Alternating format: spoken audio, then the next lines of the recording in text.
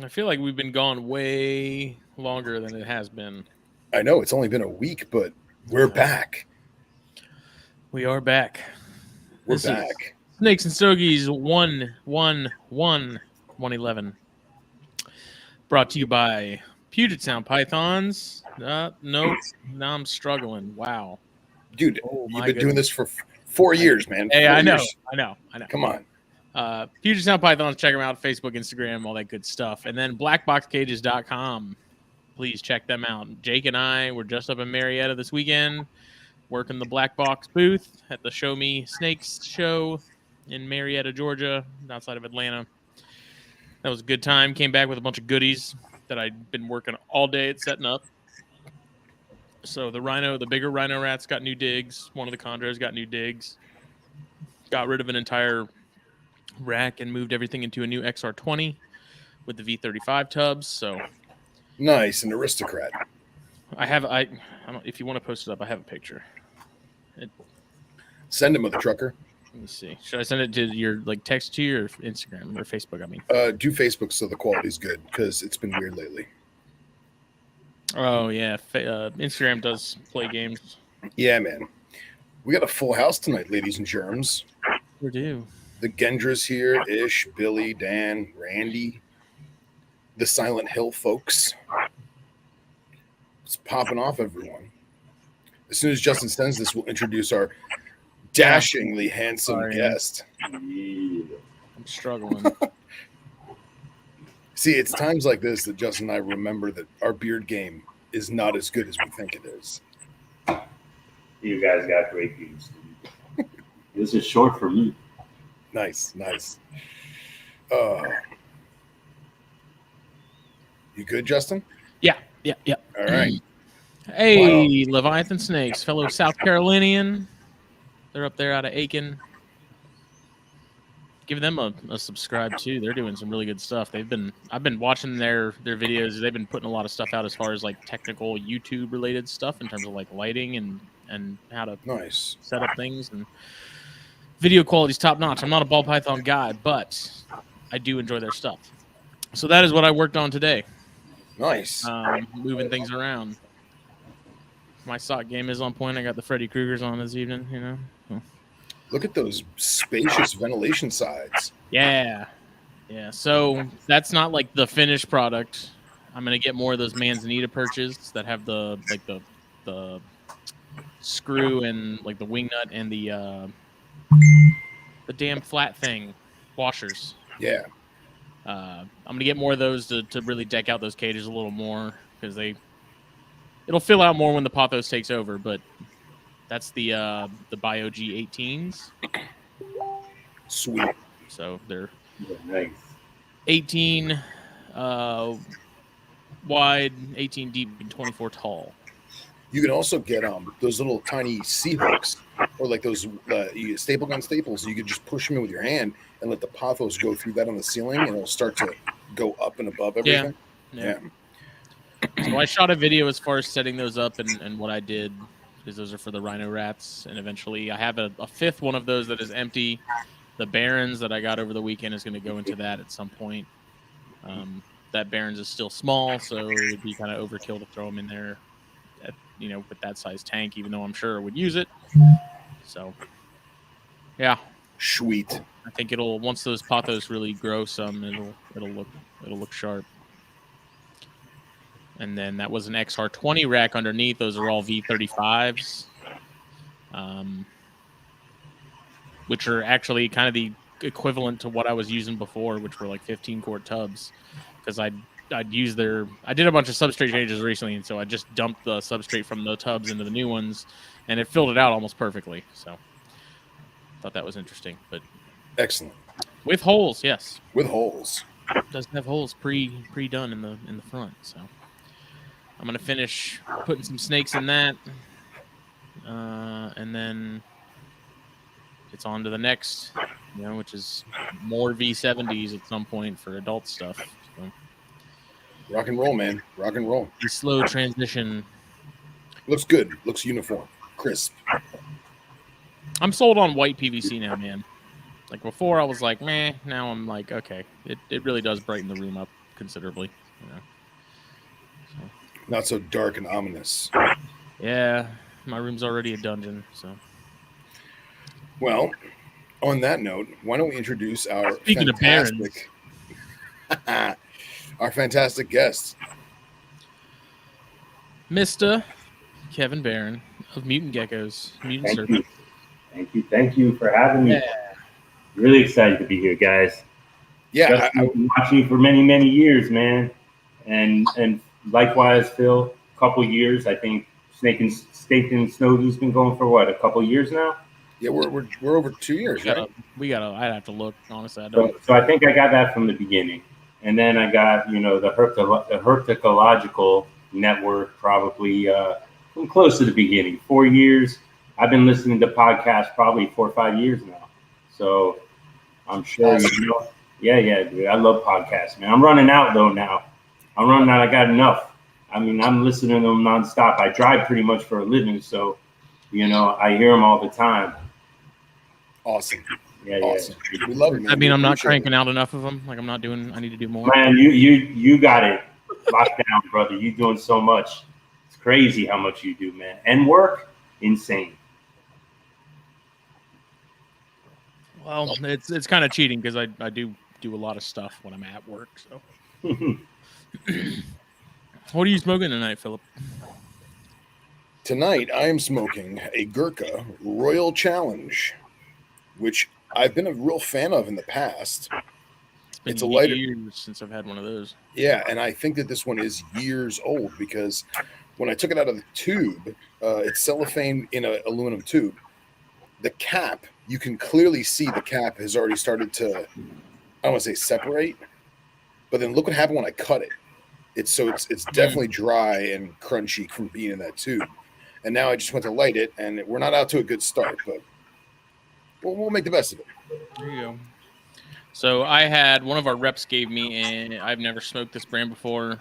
It's El Septima, and this is the Bomba Orange. It's a 6x60. I don't know what the blend is. I was trying to look it up before we started, and their website doesn't tell you anything other than that it's a cigar. I don't think it was a gunshot. Interesting. I think it was our neighbors playing with fireworks. We didn't hear it, so. And Kev, man, what are you drinking tonight? I am drinking Crown Royale, fine Canadian whiskey, fine Canadian blended whiskey. I do enjoy the Crown. I'm partial to the blend. Anything Canadian, anything blended is my game. Have you had any of that maple syrup bourbon? Maple syrup, it's good at first, but then it hits you too hard, man. You can only have, it's just too much. Like, I do like the apple, and I like the maple, because who doesn't love maple syrup? Right. I mean, come on now. But after the first one, then they just don't go. This you could get a bunch in. Yeah, it's still sweet though. It's not a sweet. It's not a single malt. That's all. Do you like Canadian Club or no? I love Canadian Club. I love Canadian Club, man. 7 and 7, dude. Old man's drink. It's a good one. Yeah, dude. Yeah.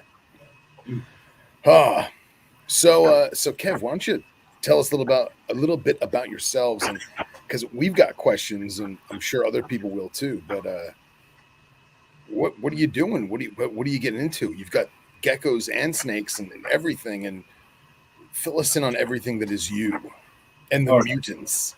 Should I go back to the beginning? Like, how far back do you want me to go? It's up to you, man. Yeah, whatever you want to do, brother. All right, let's go back to the beginning. Notes version. We can do all 20 of the Harry Potter books, whatever. All right. I got hours. All right. So what got me into reptiles was brown and nose. Because I'm from Miami, and we catch brown and nose. That's what we do when we're children. So that was my first game. You mean chameleons? Florida chameleons. Chameleons. And then from there, when I was 16, I got my first. I wanted snakes, but like everybody's story, the mother won't let you have snakes. So I went the lizard route.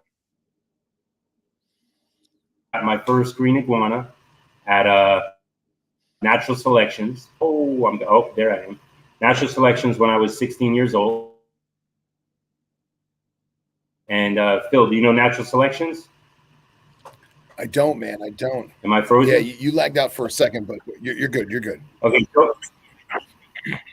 All right. Yeah. Joe Wazalewski, The the man. Joe Wazalewski. Yeah, he's the man. He owned natural selections when I was 16 years old. Worst green iguana I ever got in my life. Sick, horrible. You know how it is. Mm-hmm. And, I raised that for a while. And then, when I moved out of my parents' house, what do? I go and get a reticulated python. Love retics. Meanwhile, I was a Noah's Ark keeper for a long time when I was younger. I kept everything. Black and white tape, red tapes, white throat monitor, Ackies, the whole deal. But never really was a person. Leopard geckos.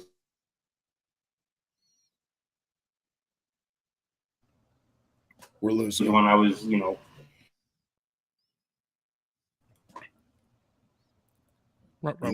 think he should restart his thing? Maybe. Yeah. Wait, You there? I'm sorry about that, guys. No, you're good. No, it's cool. If you want to jump out and restart, that might help. But we lost that last phrase and everything. I heard tegus.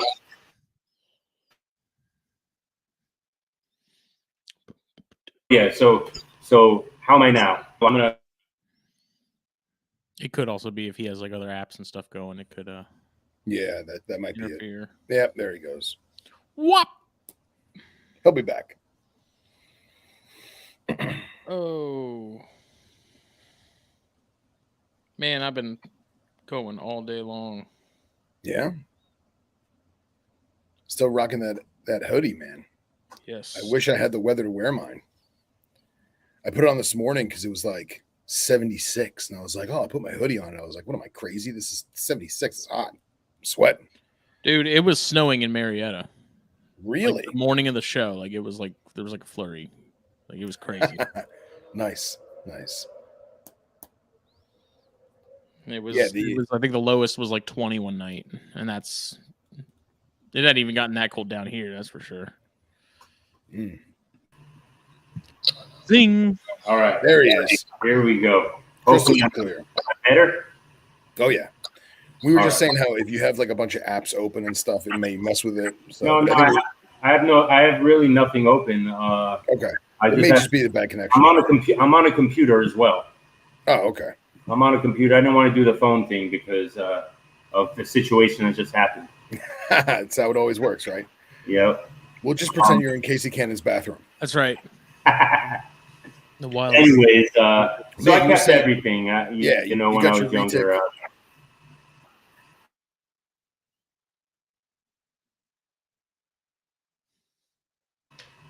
Damn.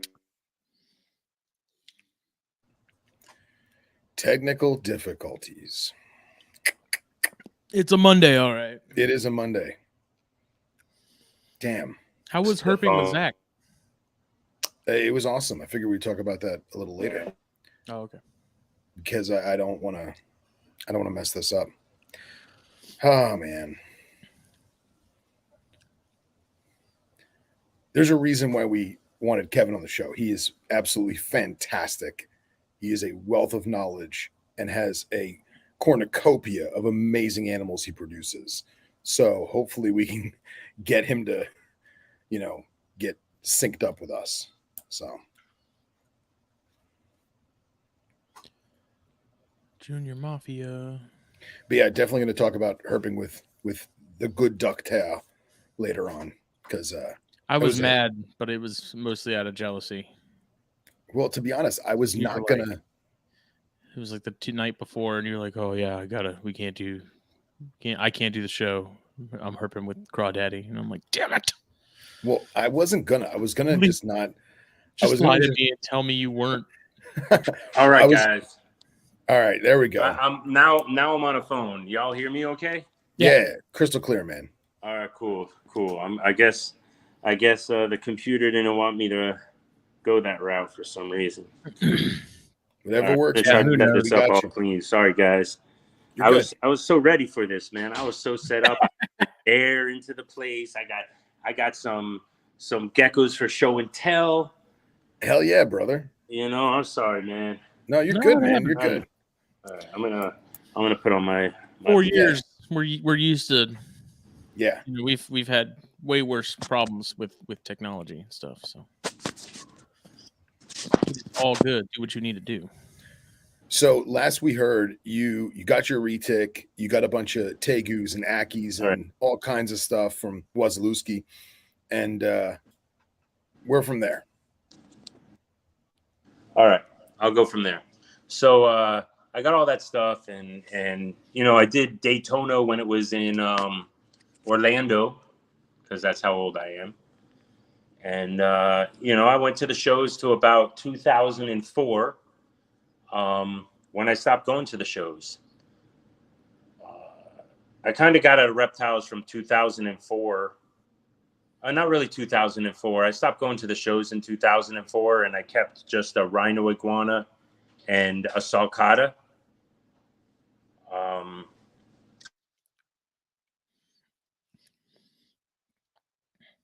Because this might surprise everybody, but it became. Hello? We're here. I'm really. Hello? Okay. I stopped going to the shows because it became a ball python show. And really, you went to the shows and that's all you really saw were ball pythons. And it's not really what I was into at the time. So I kind of just got out and I kept a rhino iguana and a sulcata that I bought in 2000. And fast forward to about 2016, I was out of the hobby for roughly 15 years. Wasn't really, I don't want to say I really was the best keeper when I was younger, just because the information wasn't there like it is today. So when I got back in 2016, I came back, I was just like blown away on, you know, leaps and bounds. The reptile community has just like the knowledge and the information at your fingertips, everything you can access, you know, the humidity, the temperature, where they're from. I mean, you could never, I mean, growing up, you could never find out that information. I mean, you had to go get an Encyclopedia Britannica, and you had to get lucky just to see if it was in there. You know, today, reptile keeping is a whole different ballgame. I mean, it really, really is simple. Well, think about even scientific papers, man. Like now we have unlimited access to those, and if we can't find them immediately, we can find out who wrote them and get them from them. You know, it's like before, who knew how long it would take you to get your whole, you know, before, you know, pre-internet and stuff like that. How long it would have taken you to get a hold of that stuff, especially the latest and greatest in terms of like new research and things that are coming out. And it's like you were probably like years behind the curve at that point from getting that information, I would assume, unless you have someone who's directly involved to be able to send it to you. Oh yeah. Yeah, definitely, man. So and it was pretty cool, man. Like I got some, you know, it was pretty cool. Like you know, you talk to all the back in the day, it was pretty cool. You had Burt Langleworth, and you know, Ron St. Pierre was at the shows way back then, and you know, I have a really cool picture which, you know, then they came out like about 3-4 years ago. I took a picture with a blue tegu, and it turned out like at the time Ron was selling those blue tegus, and it just turns out that was it was het for albino, and he didn't know at the time. So you know, going back, I showed Ron asked for that picture, and I showed it to him, and he told me the story, and it's just crazy, you know, to be a part of history. In my mind, it's a part of history, you know, holding the first albino blue tegu that nobody knew at the time, you know, young Kev. Yeah. You know, so to me, in my mind, it's cool. I mean, others might find it cool, and others might find it stupid, but I think it's cool. It's that quintessential herper history, you know? Yeah. And Dude, I wish I could turn this up a little bit. So 2016, my daughter wanted to go to a reptile show. So I took her. We went to Daytona. I love Daytona. Just the atmosphere of Daytona is so awesome. I mean, unless you've been to Daytona, man, I mean, you can't believe how awesome it is, man. I mean, just the area alone, and you know, everybody's just chilling, having a good time. The hotel across the street from the convention's killer. It's on the beach. You know, it's just such a good time, man. The boardwalk, it really is a lot of fun. It's our show, you know. Yeah. The view from the hotel room, man. It's priceless, dude. And the deal that you get on that hotel for show rates is just insane, man. I mean, I can't, like, normally it's a $400 hotel a night, man. Yeah.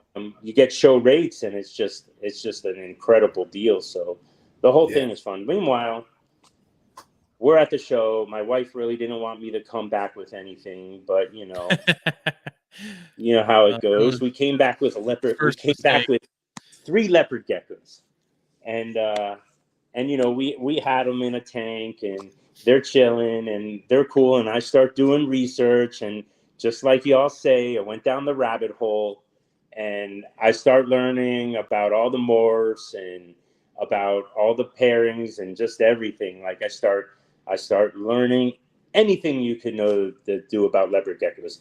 And, you know, I kind of fell in love with the wild types, man, which most people, I didn't know at the time. Most people don't know. There's a lot of wild types that people don't know. You know, you say leopard gecko, but, you know, it's really a pretty big genus out there of Eublephrus that nobody knows about. And so I went in there because I really do like the wild stuff.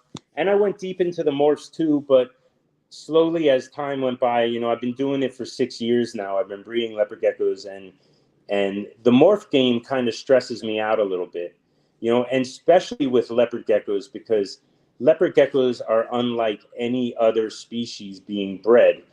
Unless you know what hets are in your leopard gecko, people are not satisfied. You know, you have to know, you know, if your head eclipse or your head albino, you can't just sell.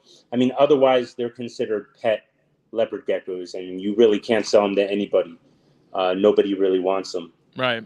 You know, I like earth tones, and most of the wild types are earth tones. They have really huge leopard geckos, which are called Eublephrus angermanu. You know, I actually have a bunch here. If I could do a little bit of a show and tell for it, y'all. Absolutely, dude. All right, 100%. All right, here we go. All right, so first one here is what everybody knows as. This is a wild type Eublephrus macularis, just a straight, normal, wild type looking gecko. You know, which spotted. is so hard to find these days, you know? Yeah. Like I wasn't, no sarcasm, seriously, like trying to find like a normal, you know, textbook leopard gecko is not not like it was back in the day. It's kind of like Western hognose, you know, everyone's got a morph or some kind of, you know, aberrantness to it. Yeah. So what's really cool is when I was a kid, and I like saying it, man, is like we just bred leopard geckos, you know, we didn't breed morphs. It was just like you put 2 leopard geckos together, you were hatching out a leopard gecko. You know, you weren't hatching out no super carrot tail, hypo, tangerine, albino, Mac Daddy. Mac Daddy. You know, you weren't doing none of that stuff. You know, so in the Eublephrus genus, we have basically 5 species and 3 subspecies. The subspecies really aren't like, just like, you know, I hear a lot of people, a lot of you guys talk, you know, and also on, the Godfathers, the Podfathers. I hear them talk. You know, you have no really locale. We have no locale data with leopard geckos because it's such a war-torn country. So there's really no field collecting, and there's no GPS coordinates on this stuff. So a lot of the I don't want to say locales, but a lot of the subspecies are really just the looks that are described in books, and there's really not like I wouldn't put my heart on it, although I do have them because I'm one of those complete people. You know, I have to have them all. Yeah, yeah, the full set. I have to get the whole set. So this is Eublephrus Fasciolatus, and this is like another wild type. It's very, very similar to the Macularis. So that's why it's like look, it's squeaking. Very similar. So like if I was to tell you it was a Macularis, you really wouldn't know unless I told you. That's why we just don't take the subspecies so serious. You just have to trust the person who you got them from. So I'm going to skip the next one because it just looks like the last one. Okay, so here we have, this is a really cool one, man. I really love these, dude. These are dope. And especially this one, because the story goes that a friend who I got him from, Chad Ramsey of Ramsey's Reptiles, he imported a wild caught, this is a Eublephrus macularis afghanicus. Oh. And he collected not him, but a couple college students from Warsaw were doing a paper on him.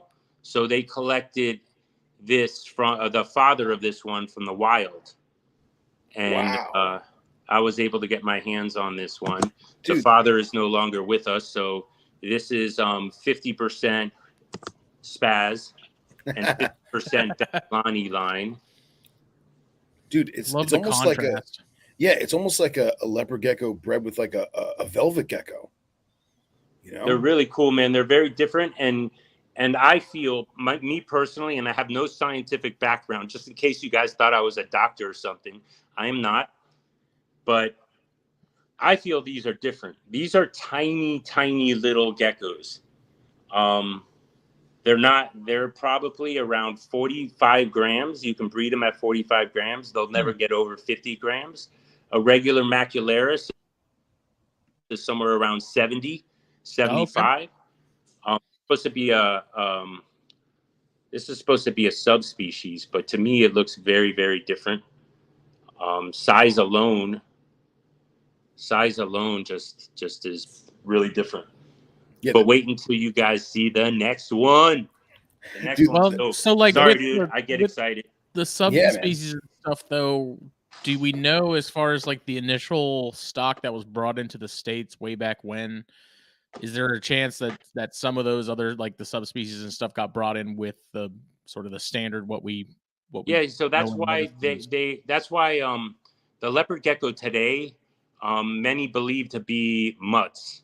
So like the Eublephrus macularis was just brought in. They just brought in everything, you know, all at once, and they just threw them just like your chondros. They just bring them in, you know, and they don't really, unless you trust the person that's bringing them in, or they get the GPS coordinates. You got to trust the people. So they just brought them in lots and lots and lots, and they didn't realize they were any different. So we just consider them to be mutts. Do we know the majority of the ones that came in like the 70s and 80s? Do we know what like the main countries were? Like, was it mostly Iran or like neighboring? You know, because I imagine like there's Sorry about my phone. Oh, you were a professional. I am a professional. It's one of those things where they call 3 times in a row and it allows it to go through. My apologies, everyone. So do we know like the country of origin for most of them? Like obviously countries are really big and there's a lot of different localities within a single country, but like, do we know most of them are Iranian or Afghani or what have you? As far as the Afghanicus, they're from Afghan. They're supposed to be Baglani area, which is kind of like the middle, I believe. These I really don't. We have a Turkmenicus, which is a species that's from Turkmenistan. I do know that. This guy is this guy's mainly from Pakistan and India. And wait until you see this guy. He'd blow you away, man. I don't know if you can get the size of him. Hold on. Holy it's a freaking crap! tokay. That's a huge gecko. Wow. And for those of you who can't tell, Kevin's not a short man. He's a big guy with some big mitts. So that gecko is diesel. It's like the size of an adult tokay. Yeah, bigger. It's hard to tell because this guy's a here. Look, here's a pen. Come here, dude. It's hard to do on the phone. The computer was better for show and tell. I practiced it all. So a pen to the head. Wait, hold on. And look at those dorsal stripes, man. Pen to the head. It's hard to tell, buddy. Dude, his head's the size of your thumb. His head's bigger than your thumb. No, his head is. Yeah, the camera's all like inverted, so it's hard to. Yeah. Here we go. Hold on. That's why I struggle so much with the pointing and the. Yeah. Oh. Yeah, that contrast is awesome. He's really cool, man. He's about 150 grams. Wow. And about 11.5 inches. Wow. He's really cool. I'm trying to, hopefully, it looks like my females grab it. They also, what is really cool about this species is that it takes like 3 or 4 years for them to breed. So the standard macularis, they breed within 1 year. You can have a 10, 11-month-old macularis from year to year. You can hatch out babies. That's why people like them so much in the morph game, because you can go really fast. Yeah. If you're playing with morphs, you can move your projects like super fast. I just love the contrast in the dark. Oh yeah. Yeah. Oh. Dude, that might be my favorite one yet. So, and this is the Turkmenistan one? This is a Eublephrus Fasciolatus, it's called. This isn't the Turkmenicus is a much smaller one, which is species. Some people thinking that the Turkmenicus breeds into macularis just fine, and you can get viable offspring from the offspring. So people are thinking they were separated, but people are thinking that they're the same, maybe like a subspecies or something. To me, they look very different. They're also very, very small. So like just to give you let's see if I can do this.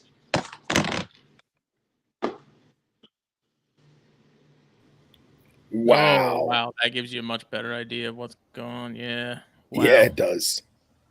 That's incredible. And Phil, man, Phil, I would love to have you over, man, for a barbecue. You and Anna Marie are invited anytime, man. You're right around the corner. Awesome. I would love to show you all my stuff, man, because Hell nothing yeah. like having a reptile guy over to another reptile guy's house, man, because you know how it is, man. I was just at my buddy John's house, and I got him all psyched because I'm over his house seeing his stuff, man. I'm going crazy like a baby in a candy store, man. And he's just feeding off of me, man. You know, I love showing my stuff off, man, because most of the time I'm there by myself. I do share with my kids, but a lot of times I'm there by myself. So when you have a friend over and you're showing them your stuff, there's nothing like it, man. Yeah. I'm definitely taking you up on that. What's is it the supers? It's the really juiced, like bigger leopards. They're crossed into something similar to that, were they not? No, well, supposedly there's a guy named Ron Tremper, which is kind of like the godfather of leopard gecko. Yeah. And he, people were claiming that they were crossed into the Angormanu. The Angormanus are completely different. They're bigger, first of all, than the super giants. I breed super giants, but I'm kind of like getting away from them because they, at first, when I first got into super giants 6 years ago, they were supposedly an incomplete dominant. And then I bred them, and I was like, there's no way these are incomplete dominant, because they were acting so polygenic. I mean, you'd hatch out some big ones, but there'd be some small ones mixed in, and then they were supposed to be like, you breed the incomplete, just the supers, the whole deal. But I really believe it's to be polygenic. And a lot of the guys would say, in their write-ups, they would be like, oh, we don't, on their pages, we don't sell slow growers. We don't sell slow growers or runts in this. Well, if it was incomplete dominant or even recessive, there'd be no such thing as slow growers or runts. Everything would come out. I mean, Right. when you breed two trempers, when you breed two albinos together, you never get slow growing albinos, or maybe won't be albino. It's always an albino. So if you're breeding super giants together, you should never get a small gecko. You should always get big geckos. But it acts polygenic, and So moving on here. This one is Justin, I bought, and I'm really glad I bought your magazine, man, at the last show, because I like the fact that you were doing those magazines, and I got the hard copy because there's a special line in the hard copy, well, in the online one too, that I read, that was like, can you imagine a bold stripe hard wiki? Yeah, that was so here, this is over in, I think, Germany or Austria, and that's the guy in Germany. I had never even heard of that species until he had. So this is a Eublephrus hard wiki eye. Oh, that's awesome. Indian leopard geckos, right? Indian leopard gecko. It's an East Indian leopard gecko. They're awesome. Really cool. They're kind of like fat tails. They like it kind of cooler. They're from the forest area. They're high up in the mountains in the forest area, but they hang around streams. They like it more humid. In fact, if I forget, Phil, you were talking about some website where you put in some where it is, and it tells you the rainfall and the humidity and all that stuff. Yeah. There's several different apps that do that now. So I forget what it was, but because I pushed it out of my brain for other stuff that I wanted to get in there. Right. But it was great, because when I was playing with it, I found out that these guys have the exact same temperature and humidity as South Florida, man. Really? And I've been wanting to do it for a year now, and I haven't done it yet because I got a lot of shit going on. But I want to get them a really nice outdoor cage in my garden, man, and try these guys outdoors, because I think they would be perfect over here. In fact, a bunch of my stuff I want to try outdoors, because most people, they were known as like desert animals. Right. Yeah. But they're not desert animals, man. They like it humid, man, and a lot of times they'll hang out in their humid hide. I mostly don't provide humid hides because I keep like a South Floridian. When I stick a humid hide inside my tank, it gets too humid. My reptile room is basically 60% humidity all the time. Yeah. If I stick a humid hide in the tub, then it'll bump it up to like 80, and then maybe like a respiratory or something like that. And I don't want to mess with that. Yeah, you get mold so quick. Unless a gecko is like having a problem shedding, or a laying female, I won't put a humid hide. These guys are kind of like fat tails. Look at the eyes. Dude, it's as much as I love African stuff, that's way cooler than a fat tail. Yeah. Well, dude, the head on that thing is awesome. Thank you. They had pictures of the habitat and stuff too. I'm trying to pull up the article right now, actually. And Anna Maria's in the group chat right now. So Anna Maria, Kevin invited us to come down and play with geckos. So we got to go out to dinner with them. Not just geckos, snakes, tortoises, iguanas, the whole deal, the whole Megillah. We're in, baby. We're in. So check this out. So why I was so interested in that magazine article, because lo and behold, Kevin Barron did nothing to deserve this, but love wild types and morphs at the same time, and I hatched out the first bold stripe. Wow. What? Oh my God! the first bold stripe ever. Yeah, you sent me a picture of that not long after that came out, didn't you?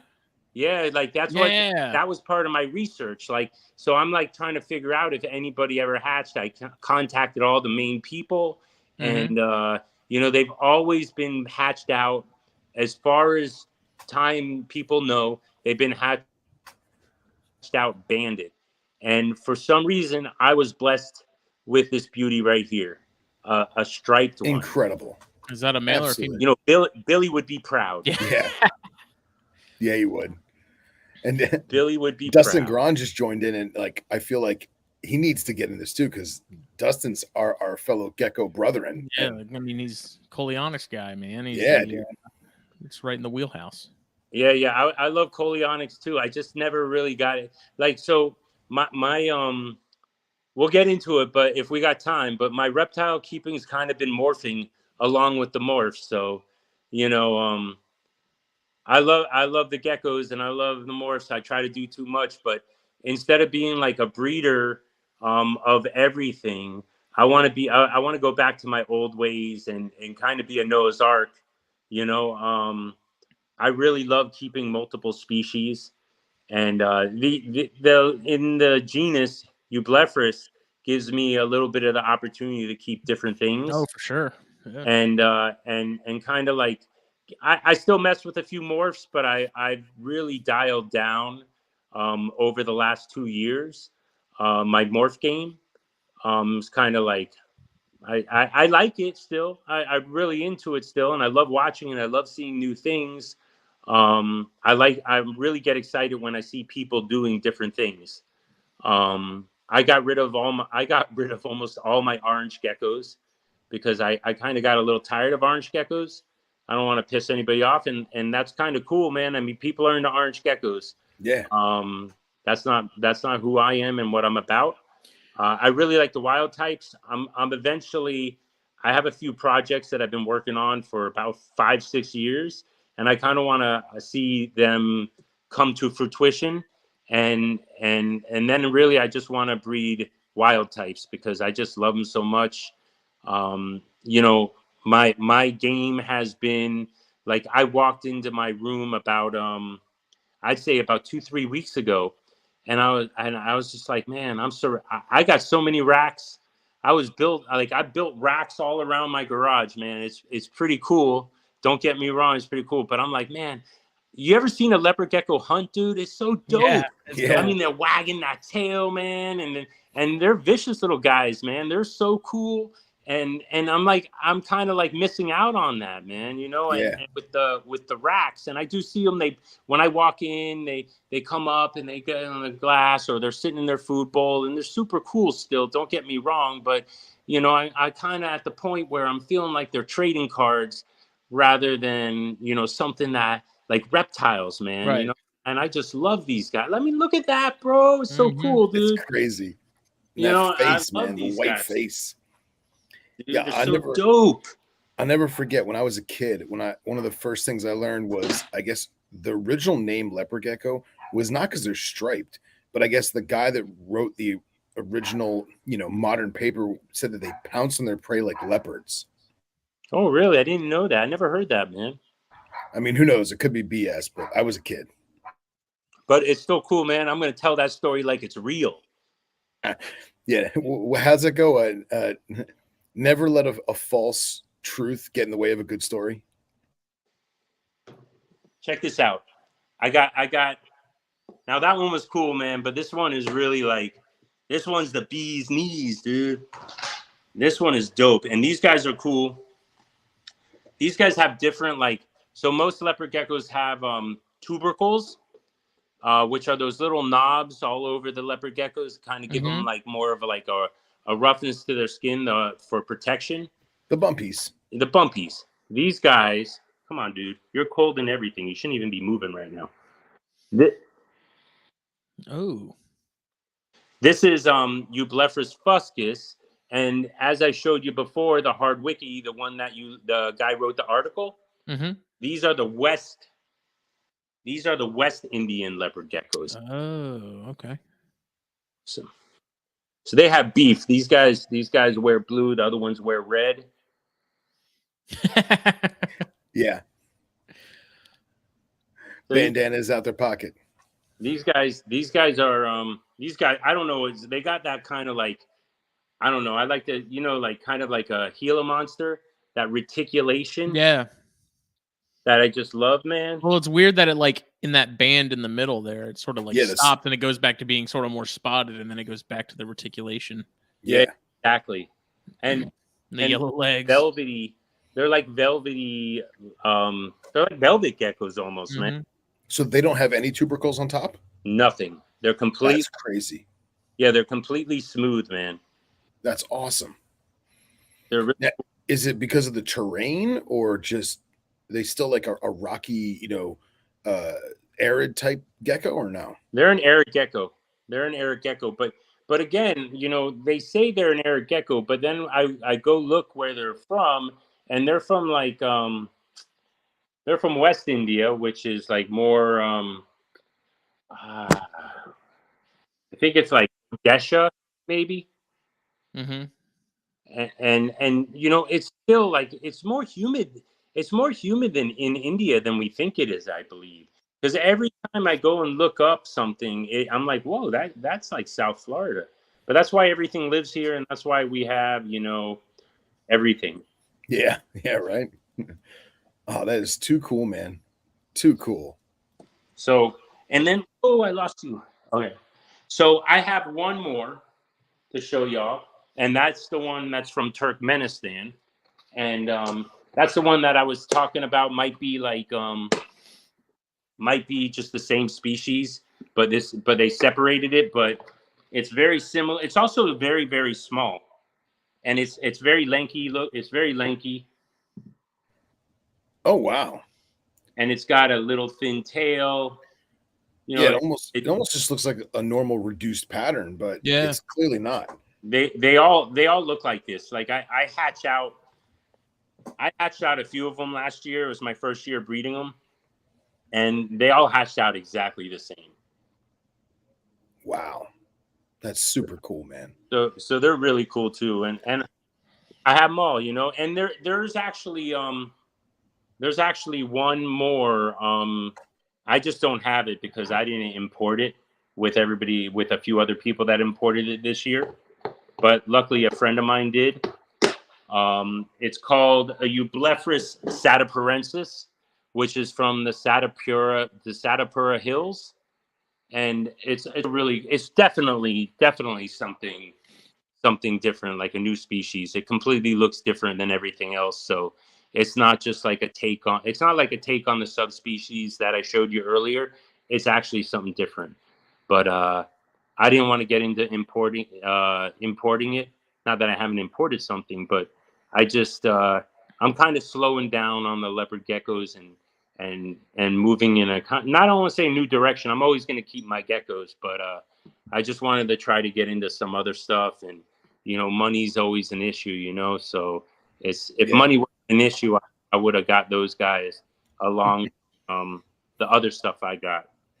Yeah, it makes sense, man. But dude, you're killing it, bro. Those things are absolutely amazing.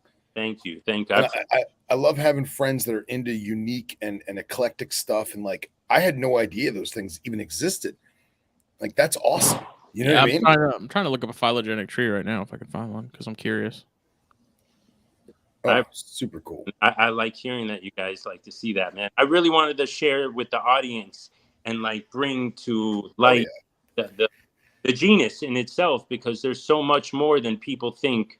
Leopard geckos are like second to ball pythons on the jokes, Yeah. Yeah. But at the same time, like, so we've all owned ball pythons. We've all owned almost every. I've never had a ball python. You never had a ball. Oh, I've never had a ball python. I'm buying in fact, you one. the only snake I ever had up until recently was a reticulated python. When I was 18 years old, I moved out of my parents' house.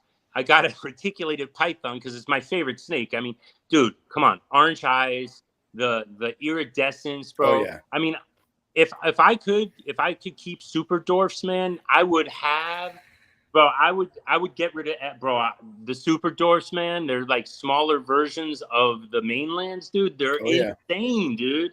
And if I could keep those, I would have them for sure, guaranteed. Yeah, man. The only retics I ever had were super dwarfs, and I had Jampayas with tiger in them. And dude, the thing was like 5-6 years old, and it was only 5 foot. It was awesome. That's killer. That's oh man. They the Solaire, and they got I forgot the smallest one. That's very popular. With a K, right? Yeah, with a K. Where's Ryan Cox in the group chat? He's got to chime in. He's a dwarf guy. The Kalatoa. Kalatoa. Yeah. I always mix it up with Krakatoa.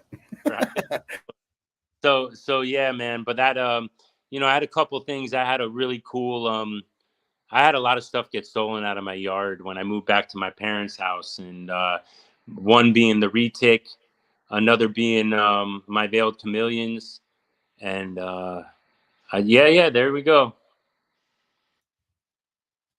go. Yeah, man, I got a really cool thing on my wall showing in my family room. I got like a really cool species poster. Really, really cool.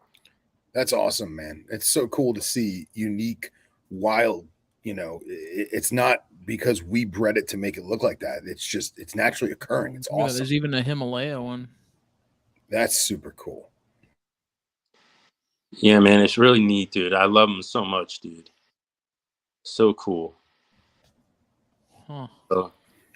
Yeah. So now, wait, one more thing I almost forgot. So as far as like the Angramanu that I showed you, it's possible that I heard word coming out, and this happened. I heard a year ago that so it still hasn't come out, but there's a paper that might be separating that's a Moss-Jed Solomon. So as far as we know right now, there's 3 or 4 different locales. One being the Elam locale, the Moss-Jed Solomon locale, and the Kerman Shah locale. I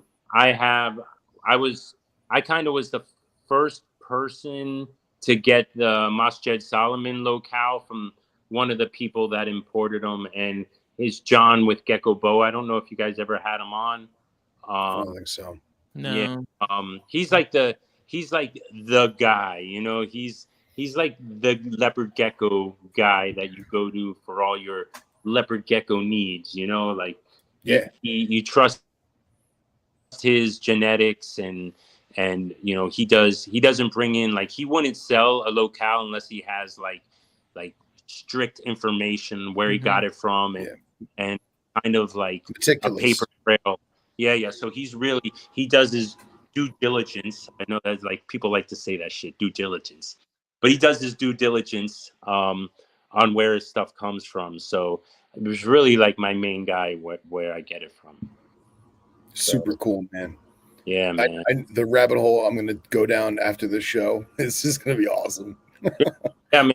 So really, we'll get you over here soon, man. If you got time, I got time. We'll get you over here, and you can rabbit hole in my gecko hole. Absolutely. Sound right. So I mean, this is the exact stuff that I was talking about. Like, we can pull this up instantaneously if we wanted to. I mean, how many years ago would it have taken to get this information? Yeah, I mean, how many TFH books did we own that didn't have any comprehension that this even existed? So yeah, man. So I really would like to move into more vivariums and some more naturalistic stuff, so I can enjoy them a little more. Not taking away from racks, because racks, like everybody says, racks have their place, and racks are great. I really enjoy racks. I think that reptiles enjoy racks personally. I kind of have like, you guys talk about it all the time, and there's a big thing in our community called enrichment. And, I don't know how much enrichment, like, can a leopard gecko tell between a rock and a Tupperware? I don't know. I mean, can their brains process that it's a piece of Tupperware and not a rock? Mm-hmm. I mean, they also don't have the stress of trying to get away from like predators and stuff. I mean, if you've ever seen a leopard gecko in the wild, they look nothing like our leopard geckos as far as being fat, man. I wouldn't even know how to kill a leopard gecko. The things are insane. Another reason why I got into leopard geckos is because my first love is Cyclura. Like, I love Cyclura so much, but Cyclura are big. The food bell's huge. Oh yeah, it's hard to have tons of them because you need like major space for one. And it's another dog. When I first got into them, I was like, bro, I could keep so many reptiles in a little space, like bam, bam, bam, bam, bam, And I was just like, I just went to town building racks, and just getting more and more and more.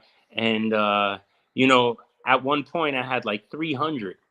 Once like baby season came around, and incredible. So I was hatching out so many, and I work about 50 hours a week, 45 hours a week. So, taking care of all that really was taking a toll on me for like 3 years straight. And finally, last year, I decided to kind of take a break, but still work on the projects that I was working on. I kind of fell into my niche. Last year was a really big year for me because I kind of felt like I was coming into where I wanted to be in my reptile keeping. Yeah. So like it took me about 4 or 5 years to learn that. But I'm in a really good place right now. And I really know what I like, and I really know what I want to work on. And with the morphs, I'm working on 3 of my own projects. It's really, my stuff is very different from what other people are working on. I don't know if people seem to like my stuff, but I don't. Yeah. It's very different, and I love the community. I mean, I just have to say that I hear a lot of people complaining about the community this, community that, but dude, I have nothing but love, man. I swear, I've only in the 6 years I've done it, I've only had one hater, which was really ridiculous, and I'm not on Facebook really, so I do nothing on Facebook. Like, I barely ever see Facebook, but somebody sent me a link to somebody shitting on me. And it was the weirdest thing in the world because I couldn't even believe it. The guy is like a well-known guy, and he's sitting here shitting on me, dude, for no reason. It's jealousy, man. It's the internet. Yeah, it's jealousy, man. I changed his mind, but he was telling me I didn't know what I was talking about. It's like telling me, hey, he's not selling albinos, blah, blah, blah, blah, blah. These are normals. He doesn't know what he's talking about. But the difference is leopard geckos are very strange, and people don't know this. Like, you can hatch a dark albino. All you have to do is keep the temperature real low. And not only that, if you raise your leopard geckos at a low temperature, they'll hold that dark color throughout their lives. If you hatch out a leopard gecko at a higher temperature, so when you hatch out a leopard gecko at 90 degrees, it's going to be brighter and it's going to have more color than a gecko hatched out at 80. So do you think that has something to do with a lot of, back in the day we used to say, okay, if you have a high white or leucistic leopard gecko and it gets too much UVB, because they had the stereotypical pet shop, template of how you set the cage up, heat lamp here, UVB there. And we always thought they got sunburn, where you had this bright, beautiful white baby gecko. And by the time it's breeder size, it's kind of gray and washed out. Do you think it has something to do with incubation temperature, or do you really think it's the UVB just sunburning them?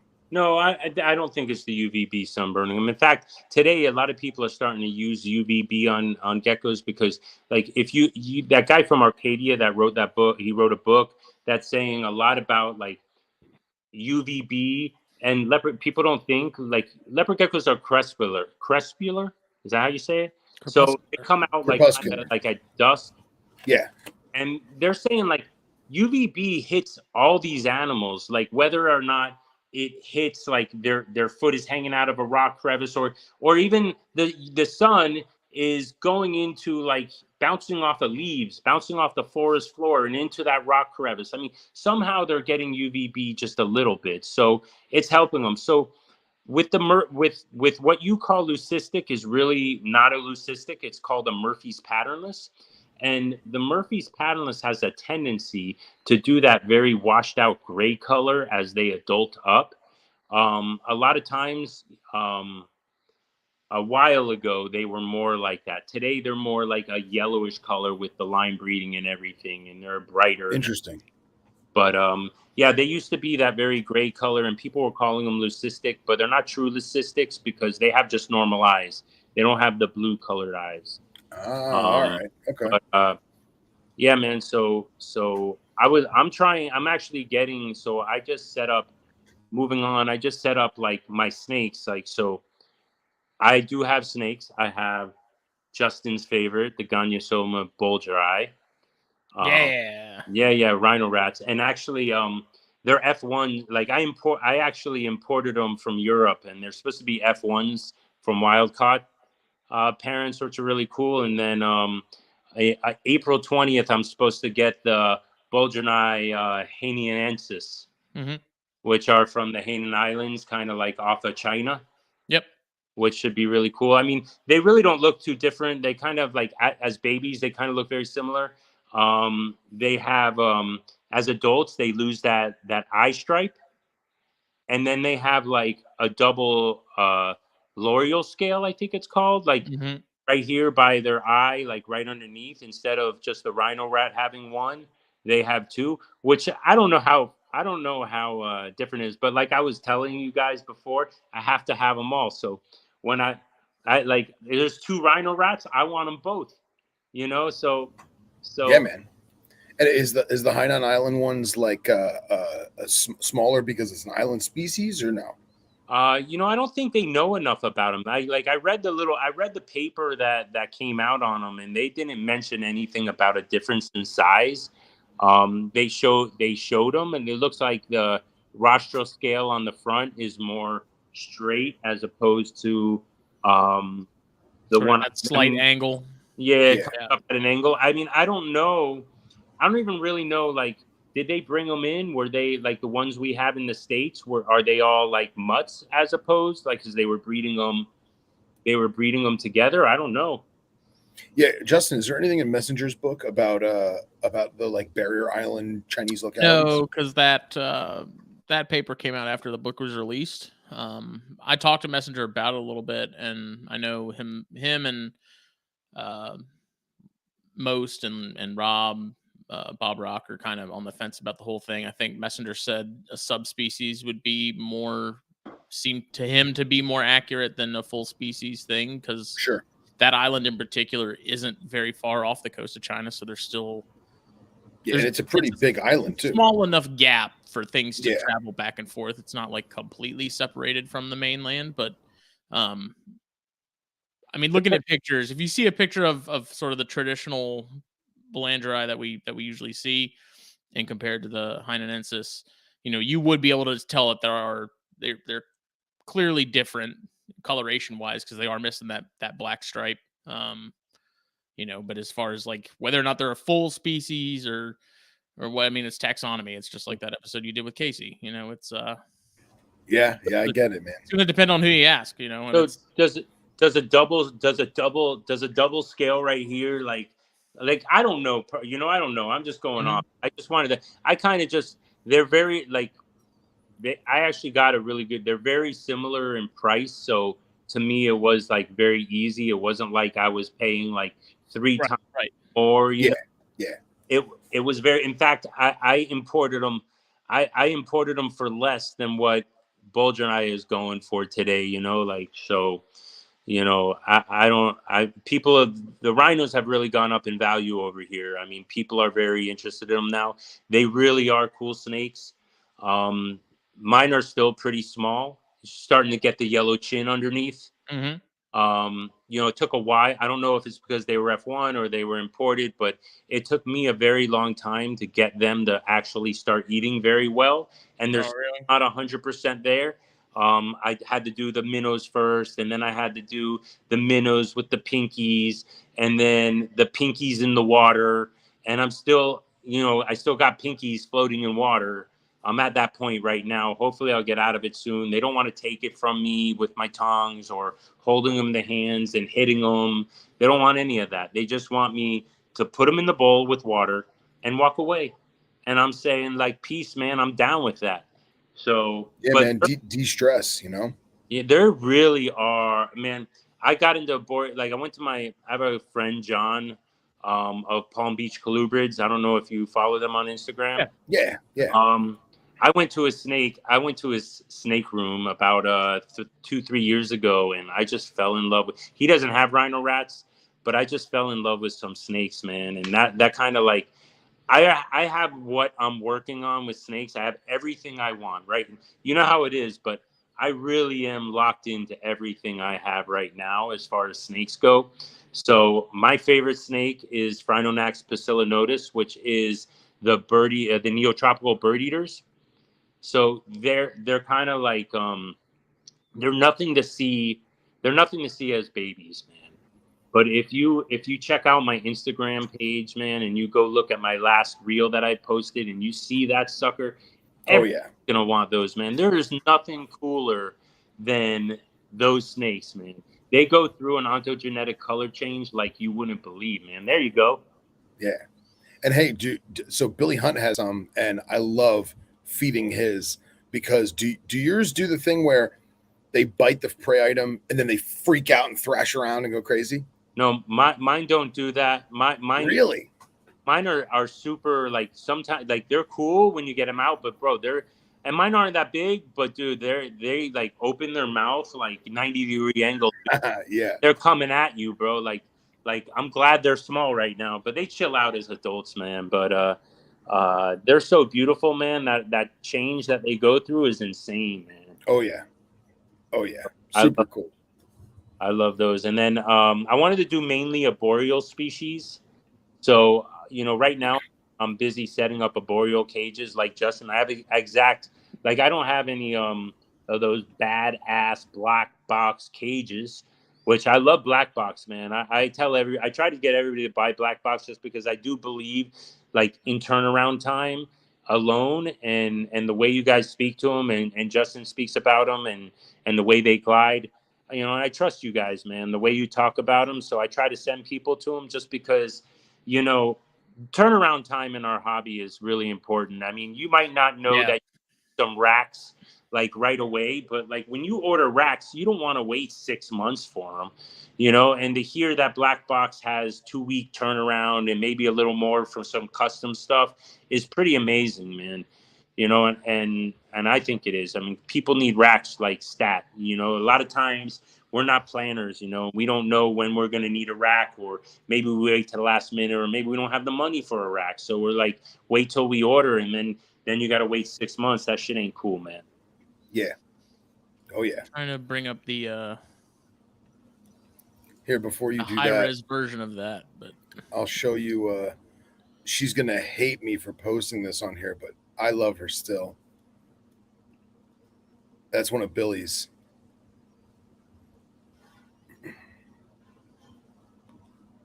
Is it up there? Yes. Yeah. Cool. Billy has those red ones, right? Yeah, it's got this like orange up in here and super cool. Yeah, those are really cool, man. Those are my favorite. Those are my favorite, man, and they are really cool, man. And then Barons, man. I love that. I saw Justin. You just got a Barons. I did, bro, over the weekend. Great snakes, man. I mean, the one cool thing about the Barons over the rhinos, which I love the rhinos, they're super chill, dude. They just hang out, man. You can hang out with your rhino all the time. I could not with the Baron. You can't do this with the Barons, but I could put a rhino on my tree in my backyard and take some mad ass crazy pictures, and they'll never get away. You put a Baron, you put a Barons down, that shit's gone, dude. I mean, it's a racer for a reason. Oh yeah. But the Barons racers chill. I mean, they're not like crazy like a black racer, they wrap around your hand and they'll hang. And the cool thing about the Barons racers is the name, actually. The name is really freaking cool. I'm just joking. But biased. Right. He's biased. You know what's cool? You know what's cool about the Barons racers, man? They're so visual, man. So like, they'll just be, and they hang out all the time. Like, they're always out in the open, chilling around the cage and wrapping around stuff. And when you move, they're like, they're just like watching all the time. It's really cool, man. I love those guys. So the Gendra wants to know is the blue recessive in the Barons? Oh, I would love to know that, man. you can go into any Facebook. Like I did groups. I actually got back on Facebook to go into groups for Barron's Racers and for the rhinos and some new snakes that I didn't really know much about. But then I was like, yeah, this is why I'm not in groups. Yeah. And I don't know, something about like, so 6 years ago when I decided to do leopard geckos, I was driving back and I came up with my name with my daughter. I'm like, Mutant Geckos. And then I decided I'm going to do Instagram because I don't like Facebook. And I just ran with Instagram, man. But I got back on and no one really knows. That's the hard thing. My buddy John hatched out blue to blue pairings, and he kind of hatched out kind of like a greenish blue one. I have a 1.1 of blues, and I have a 1.0 green. No, my bad. I got a 0.1 green. I don't think I'm gonna breed greens. Again, I would like to get a brown because just to have the green. I love them so much. I mean, they're such great snakes, and to have set up a boreal is a killer, man. Like to have a mini serpentarium is like my dream. Like I don't need to have people over, but just to walk into my room and have every snake with UVB and grow lights and some plants and a big enough tank for them to chill out in. That's kind of like that's the direction I was going. That's the direction I'm going now. Like a menagerie. 5 years I did rats and kind of I feel like it's a growing thing, it's sure. It's like you're learning as you go. You're kind of morphing into how you want to be and figuring out where you want to be in the reptile hobby. And I love it, man. I love podcasts. All the information out there is so killer, man. You're full of crazy information, man. I listened to your 3 Venom. What is it? Exchange Radio. Venom Exchange Radio. First of all, I gotta say, man, the crumpets, dude. I love the crumpets. and let me tell you something. Thank you. Voice with Nipper's voice, it's like Nipper's got a cool voice. Nipper seems like a really cool dude. I could hang out with Nipper, man. Yeah, absolutely, man. He's become a really, really good friend. He's really cool. He's very knowledgeable. I like how he keeps. I like how he thinks. So. Yeah. It really that podcast is really going to go far, I believe, man. Thanks, man. I really appreciate that. Really, it's really, people. I don't know if people understand this, but I feel like even with leopard geckos, so much of stuff transfers into other stuff. If you don't know what I mean, like I like to say with the morphs, same thing, different package. You know what I'm saying? Especially with morph breeding, it's like whether you're breeding, you got your neurological problems in this, transfer to neurological problems in that, and people are breeding the same things and they just transfer in each other. The way you keep your arid things are the same way I keep my arid things, whether it's a total different species, whether it's a snake or it's a gecko or it's a lizard, man, if your stuff is from Senegal and my stuff is from Senegal, they're living basically the same way, So I try to use all the information and all the knowledge you guys to better my keeping. And I feel like most people could do that. I watch ball python stuff. I don't ever plan on getting a ball python. But I feel like a lot of things that I can learn from that community, like I can learn from the Venom community. I one day would love to keep Gila monsters. I don't know if it'll ever happen, but I know I could learn from the Venom community and apply the stuff in what I'm working with. Absolutely. Yeah, man, it's a great way to think. It's a great way to keep your horizons expanding. I love learning, man, and that's why I love these podcasts, because I just learn so much and the characters you have on are very knowledgeable. The Billy Hunts, the Casey Cannons, the Bob Rocks, every time Wyman's on, man, Dr. Wyman and the Crawdaddy, dude, those guys are rock stars in my mind, man, because I mean, Wyman is so knowledgeable on everything. I mean, just to hear him talk, I listen I listened to the last podcast he was on, which was on Corn Stars. Corn Stars, man. Yeah, it was dude, just that episode was fantastic, man. fantastic episode. Yeah, And I loved it, man. And I even contacted Justin about it because they talk a lot about the Miami phase, and I don't know if you share my same experience as the Miami phase, but I told Justin, really the Miami phase, like you've caught corn snakes in Miami, right? Like a lot of times it's normal corn snakes, your normal kind of like beige-ish with the saddles, but if you go down like anywhere from the Keys to Homestead to like the beginning of the Everglades, that's where you catch your grays with the red saddles. Yeah. Is that your same experience? Yeah, and what's crazy is like, so before excuse me, before meeting all of our friends, look at that animal. Jeez Louise. That's from Terry Burwell. Oh, of course it is. Of course it is. That screams Terry. I sent that picture to Terry, and he was like, like that's so good. Like why'd I sell that one? Yeah, for anyone listening to this in your car, you need to. It's 1 hour 16 minutes even. Jump on YouTube, check out this picture. Frostbite. It's that blue. Yeah, literally, I feel the wintergreen in my mouth. That's how blue it is. That's the real color, man. Too. That's not like doctored or anything. That's fast, dude. I love that one too. Dude, the green is insane. I just love the zipper that goes down the back. Oh yeah, I love the zipper. But I just picked up a female blue about a week or two ago, and it doesn't have that zipper. Really? Very faint. It's like it's not even there. I might be able to make it out a little bit. So it's kind of got such a different look. There's the Neotropical. Fasciolatus, yeah. Yeah, my Fasciolatus are still they're not there yet, dude. I just went to Palm Beach Colubrids 2 weeks ago, and I was just like, man, like I'm holding all these like six footers, man, and I was just like, damn. And then soon, brother, soon. Yeah, soon, man. But it's all right, dude. It's a process. I love the ontogenetic color change stuff. So just to be able to enjoy it, man. And another thing, so like I kind of got into hognose too a little bit. I'm not gonna go crazy into the hognose, but I have the certain things I'm working with. But I fell in love with what's there. There's the sable. That's cool. So nice. I fell in love with this. And what's really cool about the hognose, man? It's gonna blow your mind. My wife hates freaking snakes, dude. But she comes in the garage to hold the hognose.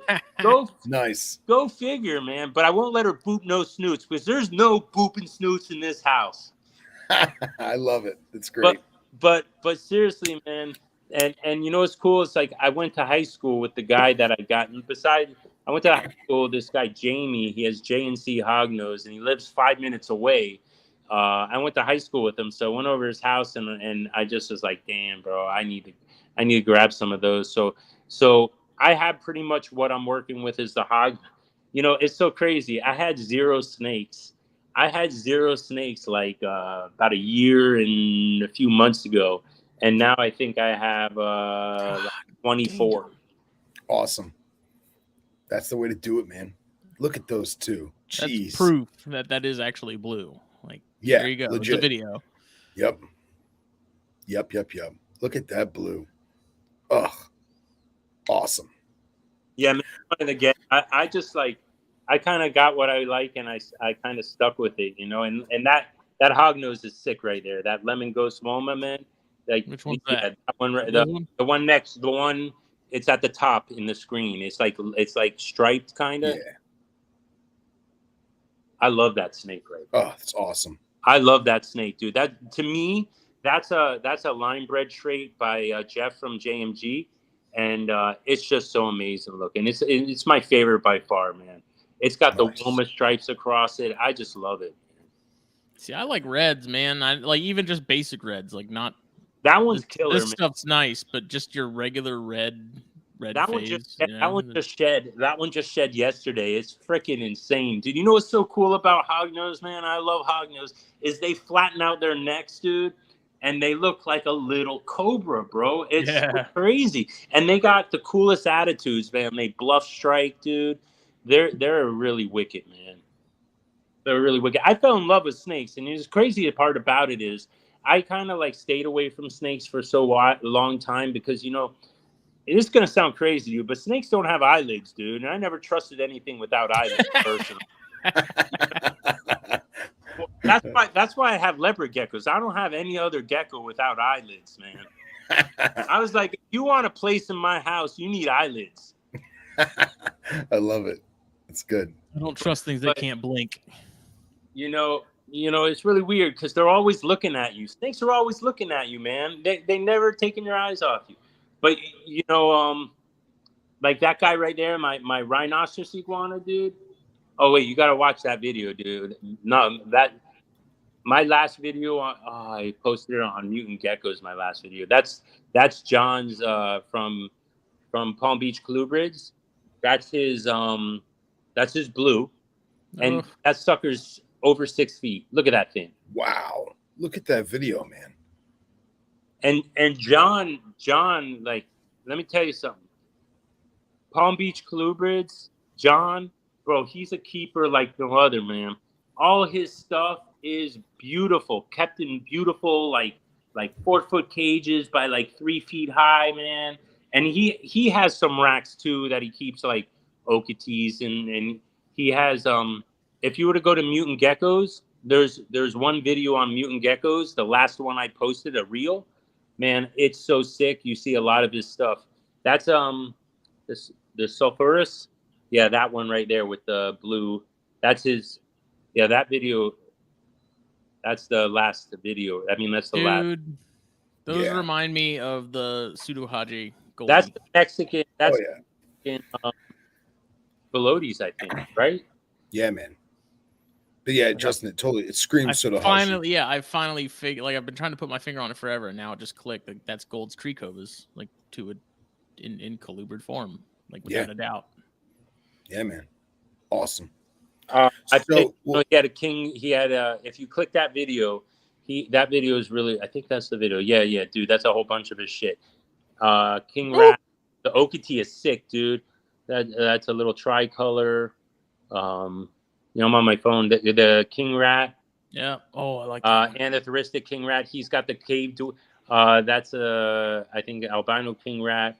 Oh, look at that. Look at those, dude. Dude, Ridley eye. Oh, not blow your mind, dude? Yeah, dude. Yeah. Look at this. Look at this guy, dude. Look at that. Oh, yeah. Look at that snake, bro. That's a bird eater. That's the Pasillinotus, man. I'm sorry, I'm getting over it. That's a Pasillinotus, too. I love those snakes. Look at another one. Right there. That's that green. That's that blue that hatched out with that kind of green. Oh, look at that snake, man. And then bam, the ending. It's like the best montage.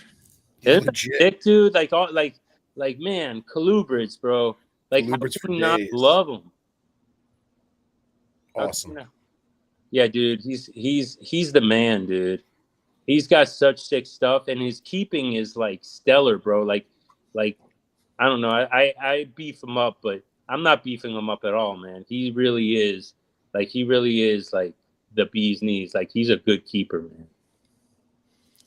Man, it's funny. You can look at a snake and its head, and you can tell just from like without any sort of context of the size. You know that's a big Barons. Yeah. Oh yeah. Oh yeah. Oh, awesome. Really cool, man. So like I've come full circle. I really love arboreal species. They're the coolest. Dude, he's got some cool okatees, man. Did you see that okatee in that video? It's sick. Yeah. See, the reverse okatee stuff is awesome. The extreme, the ERO stuff, especially those ERO tesseras. Oh my god. And dude, his Everglades rats are killer. Yeah, dude. All his Everglades are Palm Beach County localities, and dude, craziest Everglades you've seen. Radioactive shit. See if we can find one. Spotted turtles. Those are cool. It's one of my favorite turtle species.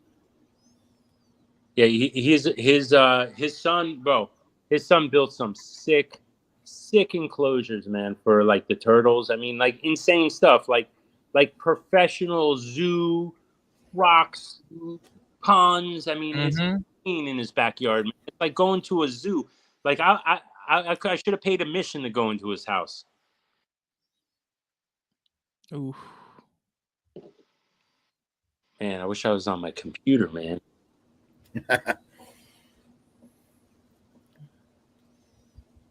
Excuse me, man. I got old this year. I need to get some glasses on.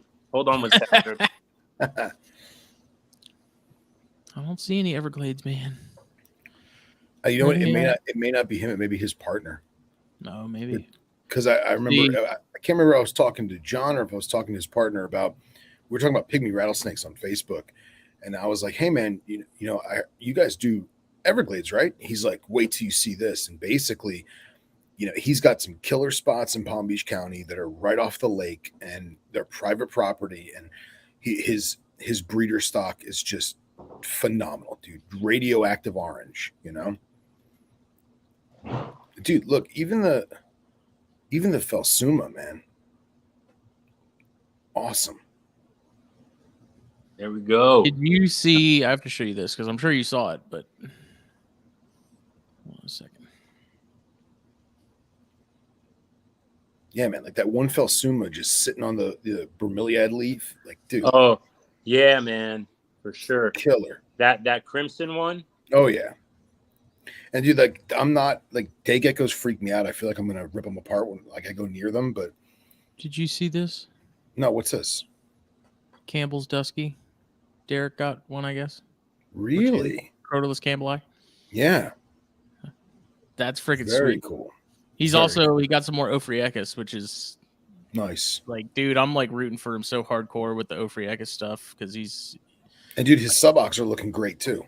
Yeah, just keeping with the colubrid theme, dude. His subocs. Well, he was selling a bunch of stuff, and I'm like, dude, what's going on? I was like, worried he was like having to get out or something. He's like, no, man. Yeah. He's like, I'm just selling a bunch of stuff so I can focus on the Smaragdinus. Yeah. I was like, I'm never going to tell you it's a bad idea to get more into Ophriechus. Exactly. Such a cool group. This is them right here for people that don't know. Yeah. The Emerald Horn Vipers. He did an article on those for the magazine too. Yeah, man. And awesome. It's such, man, that's one of the genus, one of the species too that like, it's one of the reasons I want to go to Mexico. Like herping Mexico is like a freaking dream, man, because they've got, especially the mountains, like even closer to the border for us, just this is the kind of stuff that you'll see, man. It's just ridiculous. That's crazy. I think going to Mexico is crazy though, man. To go to Mexico, and I think it's like, I don't know, man. I've heard so many crazy things about Mexico. Yeah, I feel like it's either A or F. Either, you got kidnapped or, you went to a resort and had a wonderful time. It's A or F.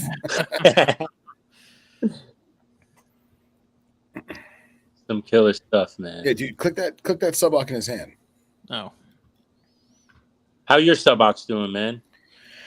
They're all right, man. I've got one Davis female that's a pain in my neck, and I thought she was sick, and I realized that she just wants to eat live. She just doesn't want to eat frozen, so I'll give her live hoppers and call it a day. And then I picked up a pair of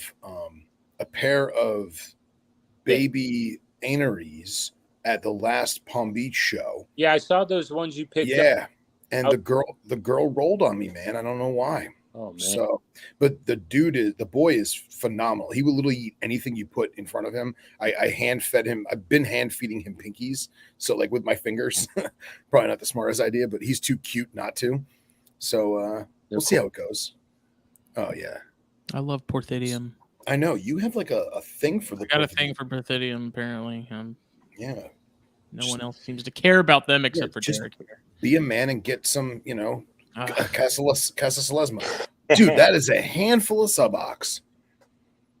Look at that. Oh, look at that. Look, and Phil was even like, fire. Oh, yeah. Oh, look at that. That's crazy, man. Who is that? Yeah, they're fun snakes. That's Derek. Apex Arboreals? Yeah, Derek Dykstra. Yeah, Derek's a good guy, man. He is a good dude with impeccable taste, I might add. He's got chondros. He's got Apodora. He's got Clobs. Lepidus. Look at that, dude. The subocs are so cool, man. They're fun, man. They're a freaking blast. And he's got beards. So, hey, the cycle is complete. Good stuff, man. Good stuff. Anyways, dude. Awesome. Let me get these glasses on. There we go. So, Kev, man, what's on the horizon? What is on the horizon? Better upgrading. I'm into upgrading. That's my thing. No new species, just better keeping. Yeah, dude. I didn't mention I have a rhino iguana that you have to meet. She's so dope, man. I got her from Starborn Reptiles. Have you know Starborn by any chance? The name, I'm pretty sure Uh, I've seen their they're stuff. up in Pierce. Man, she's so cool, bro. That rhino iguana is the chillest rhino iguana ever, man. Just like Nice. dog tame. I couldn't do it again if I tried. It was just perfect timing, the perfect storm. Yeah. My son was born.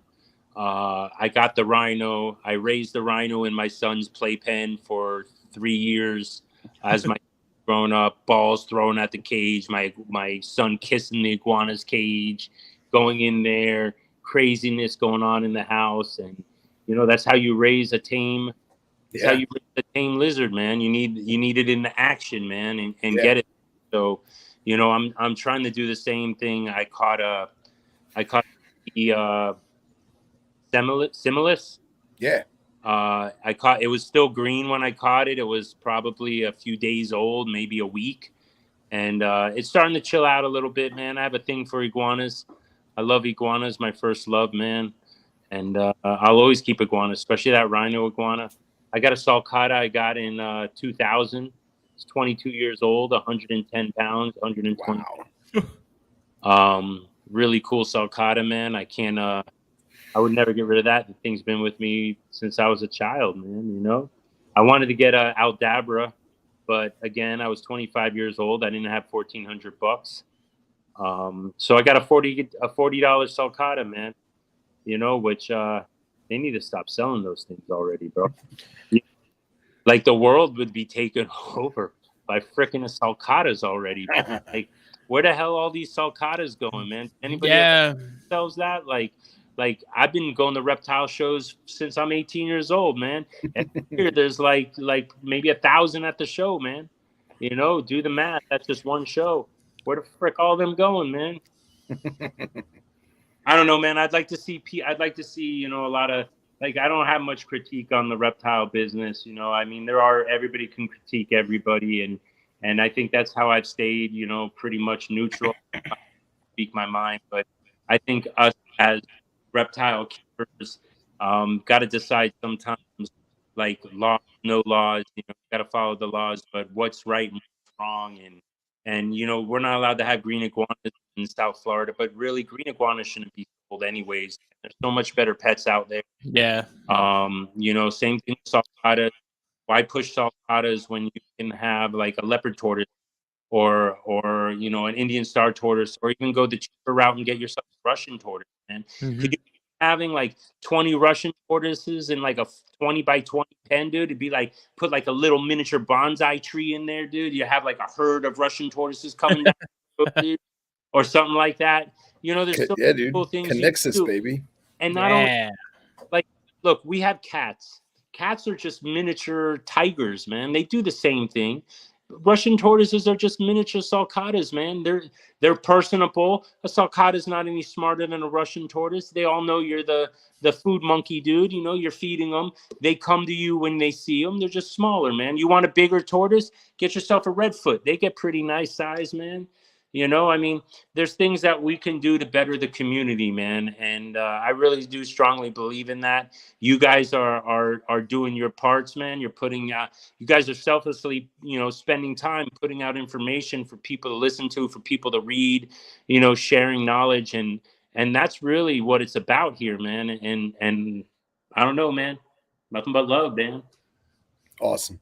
That is something Jake and I were talking about on the drive back yesterday, was being at that show over the weekend and stuff, and seeing species that are just doomed to not do well. And it's like, why? Like, what's the incentive for people to? Because half the time they're not expensive species; they're cheap. Like, I'm sure, yeah, they probably didn't cost much wholesale, but it's like, are the margins that good to keep selling them? I mean, Phil would probably know better than I would, but stuff like the green bush snakes are getting really popular. Like, I see those at shows more and more now, and scarlet snakes and weird stuff like think that people are just going to struggle with. And it's like, what's like, Yeah, is it really worth it to have it even the bother? Nachschlagen too, I think it comes down to, if you had asked me that question 15 or 20 years ago, I would have a very, very different answer. But I feel like now, because of the community in all of its facets, as well as the internet and everything being at your fingertips, literally, I think if someone wanted to get into like the African bush snakes, now they have all the reference they can get in terms of husbandry and natural behavior and natural history and parasitology and all of that, to the point where if someone really wanted to keep bush snakes, rock and roll, do it. You know what I mean? But I think, how do I phrase this? In the past, someone would buy the bush snake and try and set it up like it's a, corn snake, and it just wouldn't work. But now they can Google it and they go, man, this is really cool. And they can find like, oh man, I was going to set it up like a corn snake. I can't do that. I got to change this and that. And the people that don't do that, well, poop on them, But for the people that really want to get into it, I think it's great, because those people are going to perpetuate the husbandry and the captive breeding, and hopefully we won't have a bunch of parasite-ridden bush snakes coming in. And how many people are actually going to be the ones doing that? Well, glass half full, bro. Glass half full. Hey, it's a great species. It's a great species. Oh, excuse me. I'm sorry. What's that, Smitty? I was going to say, what a great species.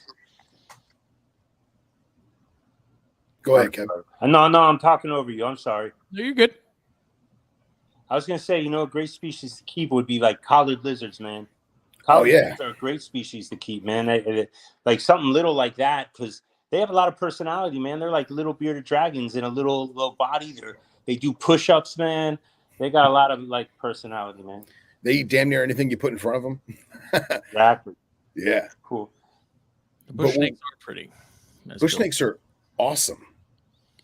Bush snakes are micro mambas that are not toxic. Bush snakes are super cool. I'm not sure what a bush snake is. Picture, it's a little green colubrid from southern Africa that has a black inside of its mouth to mimic the mambas.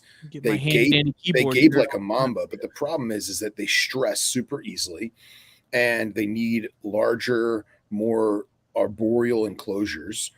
And I think what I was going to say with Justin asking the question about the cheap imports, excuse me, and being better taken care of, it's not so much the newcomer buying a $15 snake and taking care of it through internet research.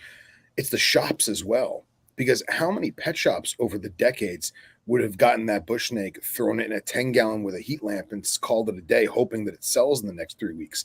Now I feel like the shops also have the ability to do the homework and to get some better husbandry tactics and facts about the species that they're trying to sell, and setting a better example.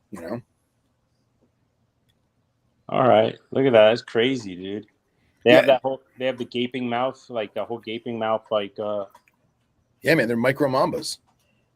Yeah, that's crazy, man.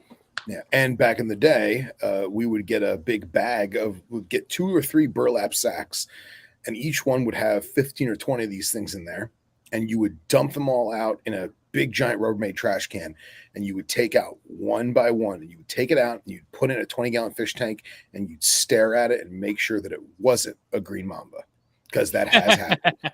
Or a boom slang. Because that happens. That has 100% happened. I've been there for it. That's crazy, man. And the fact that someone managed to get that in a bag and not get bit. Yeah, or maybe they did. We just don't know that they got bit. Well, I can also tell other stories of it's rough being a snake catcher in Africa, especially in the past couple decades. So, but yeah, man, I think they're a really cool species. It's just people need to do their homework, and the pet shops selling them need to do their homework too. Yeah, man. Snake keeper, like they hear that venom exchange radio with the snake guy from Africa. Oh yeah, Johan. Man, it's amazing how many just everyday average people are getting bitten by snakes. It's like, it's unbelievable, because that shit doesn't happen in the States, but it's like everybody, like you got to worry everywhere you get. It sounds like you got to worry everywhere you go in Africa. You're getting bitten by a deadly snake, but they've got that shit on lockdown, man. They have like their anti-venom team, and like they're really narrowing the deaths down over there, it seems like. Oh yeah. Yeah, it's the most neglected tropical disease in the world. It's crazy, Yeah. man. Really cool. Really cool. Oh yeah. But yeah, it's cool that you're at a good spot now with the species you have and the plans that you have, and I'm all for it, man. Like talking to the other guys that we look up to, like Nipper and Eric and them, and they're doing the same thing we are. Like, we know what animals we want to keep. We're going to attempt to further the collection, but at the same time, better the husbandry tactics. And dude, doing like the adhesive backgrounds that I always talk about, like the picture, like the racks are awesome. And I've got racks, man. And I try to make the rack as much a little habitat as I can. But there's just something special about having the window into the ecosystem, I'm gonna send you a picture on Instagram of something I just put together. I actually so about a year ago, I'm in the scrap metal business. Like that's what I do to afford my hobby and to afford things. So about a year ago, I got these racks for monkeys from the University of Miami, and they were stainless steel racks, and they had about, I believe, 6 drawers, too big with huge gaps, and they had bottle feeders on there, and they had like a food, like they looked like they would be good for rats, but you'd have to have monster rats to keep them in because the gaps were really huge. So I kept them around for a year because it's the reptile hoarder guy in me. I'm like, I know I can do something with these. So I had a welder come and all the little slides that the drawers slide on, I had him take those off and grind them off. And they were like perfect. I mean, an inch on each side for 18 by 18 by 24s. And it fits 4 of them, and it's stainless steel on casters, man. It's really beautiful. I got 5 of them. So I decided to do one right away. And well, not right away. It took a year to decide what I was going to do with it. But I put one together first before I did all 5 to see how it worked out, man. And it really came out beautiful, man. I'm going to send you the picture. Maybe you can share. Hold on a sec.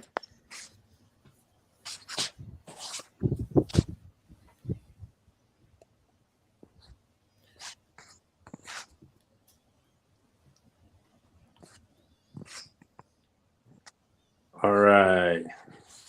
There we go. I sent it to you on Instagram.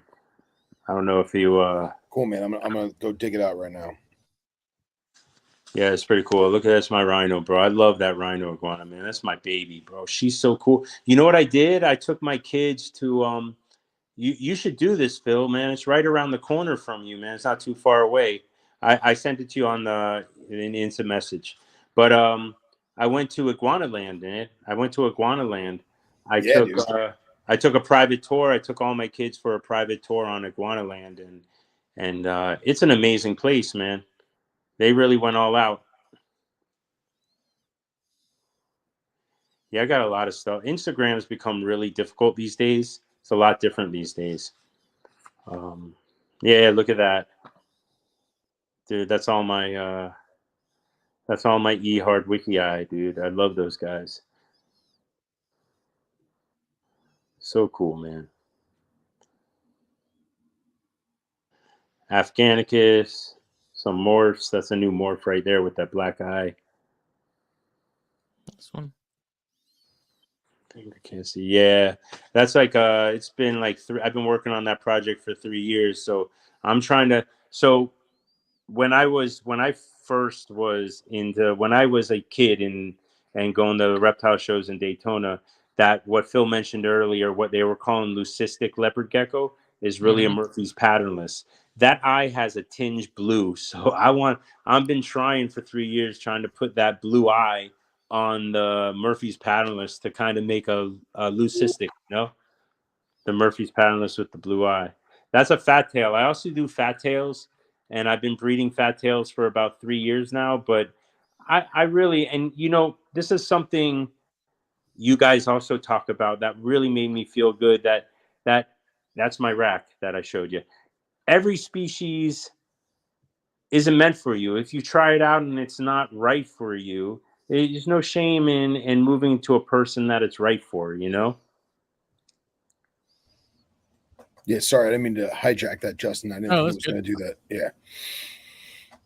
So that it's not fully complete, but that's what I just put together yesterday. It looks fantastic, man. Awesome. Yeah. And dude, it's on casters. Like, who's better than you? Yeah, yeah. Isn't that killer, dude? That's on casters. And I have 4 more of those that I'm going to put up. That's awesome. I love it, man. That really made my, like, so I bought these LED grow lights that are on the top. And then I still have to get some UVB bulbs. I really feel like I think that I've heard Bob Rock. Bob Rock. I know that's not his name, but I love that name anyways. What's his real name? Rob Stone. Rob Stone. Bob Rock, dude. You guys said Bob Rock so much. It's not Bob even, Rock now. It's dude. pretty much the same thing. So. It's Bobby Pebbles. Bobby Pebbles. Yeah.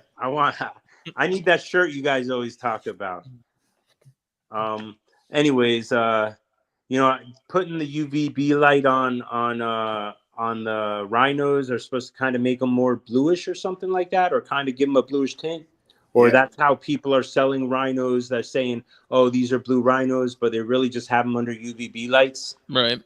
I think that'd be kind of cool. I don't know if they're getting the color from UVB and you take them out and they're not blue anymore, but I think it's kind of cool. Maybe they're getting something from it. Maybe they're not. I think the genetics definitely have something to do with it, because I have, as far as my older stuff, I have a reverse trio, and one of those males, he's that much deeper, like forest green, but he has like a pale blue stomach, and it kind of creeps up into the sides a little bit. And then I have like the female and the other male, they're kind of the more traditional, like lighter green, and they don't have any of that sort of blue stuff going on. But that darker male, he definitely has something to it. So maybe you could figure it out in the next. Have you bred? You work with the green-tailed Ganya blacktails, yeah, blacktails. So what, you look at all the Ganyasoma, and they all look pretty similar in structure and size, but the rhinos, they look so different. I mean, what makes them a Ganyasoma? I don't know. I think it's crap, honestly. I think they should.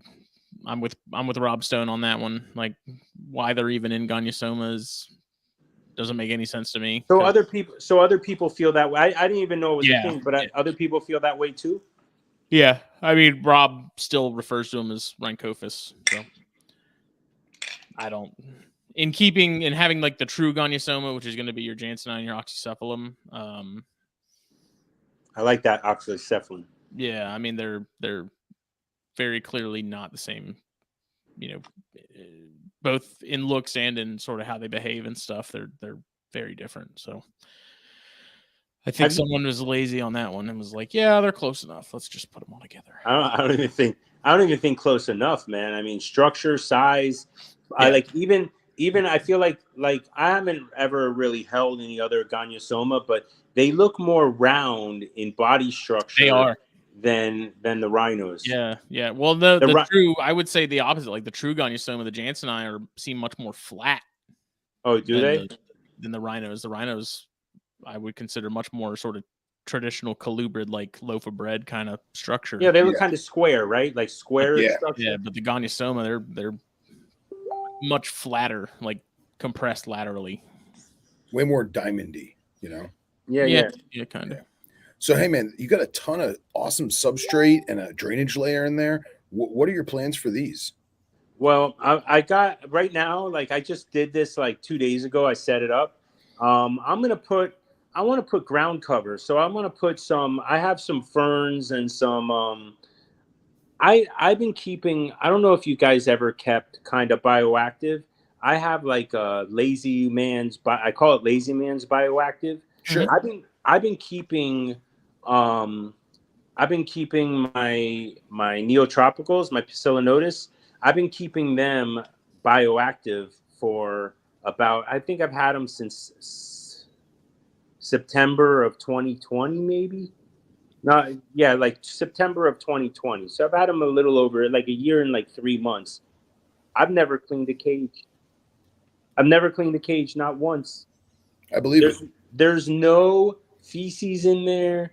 There's no smell in my garage.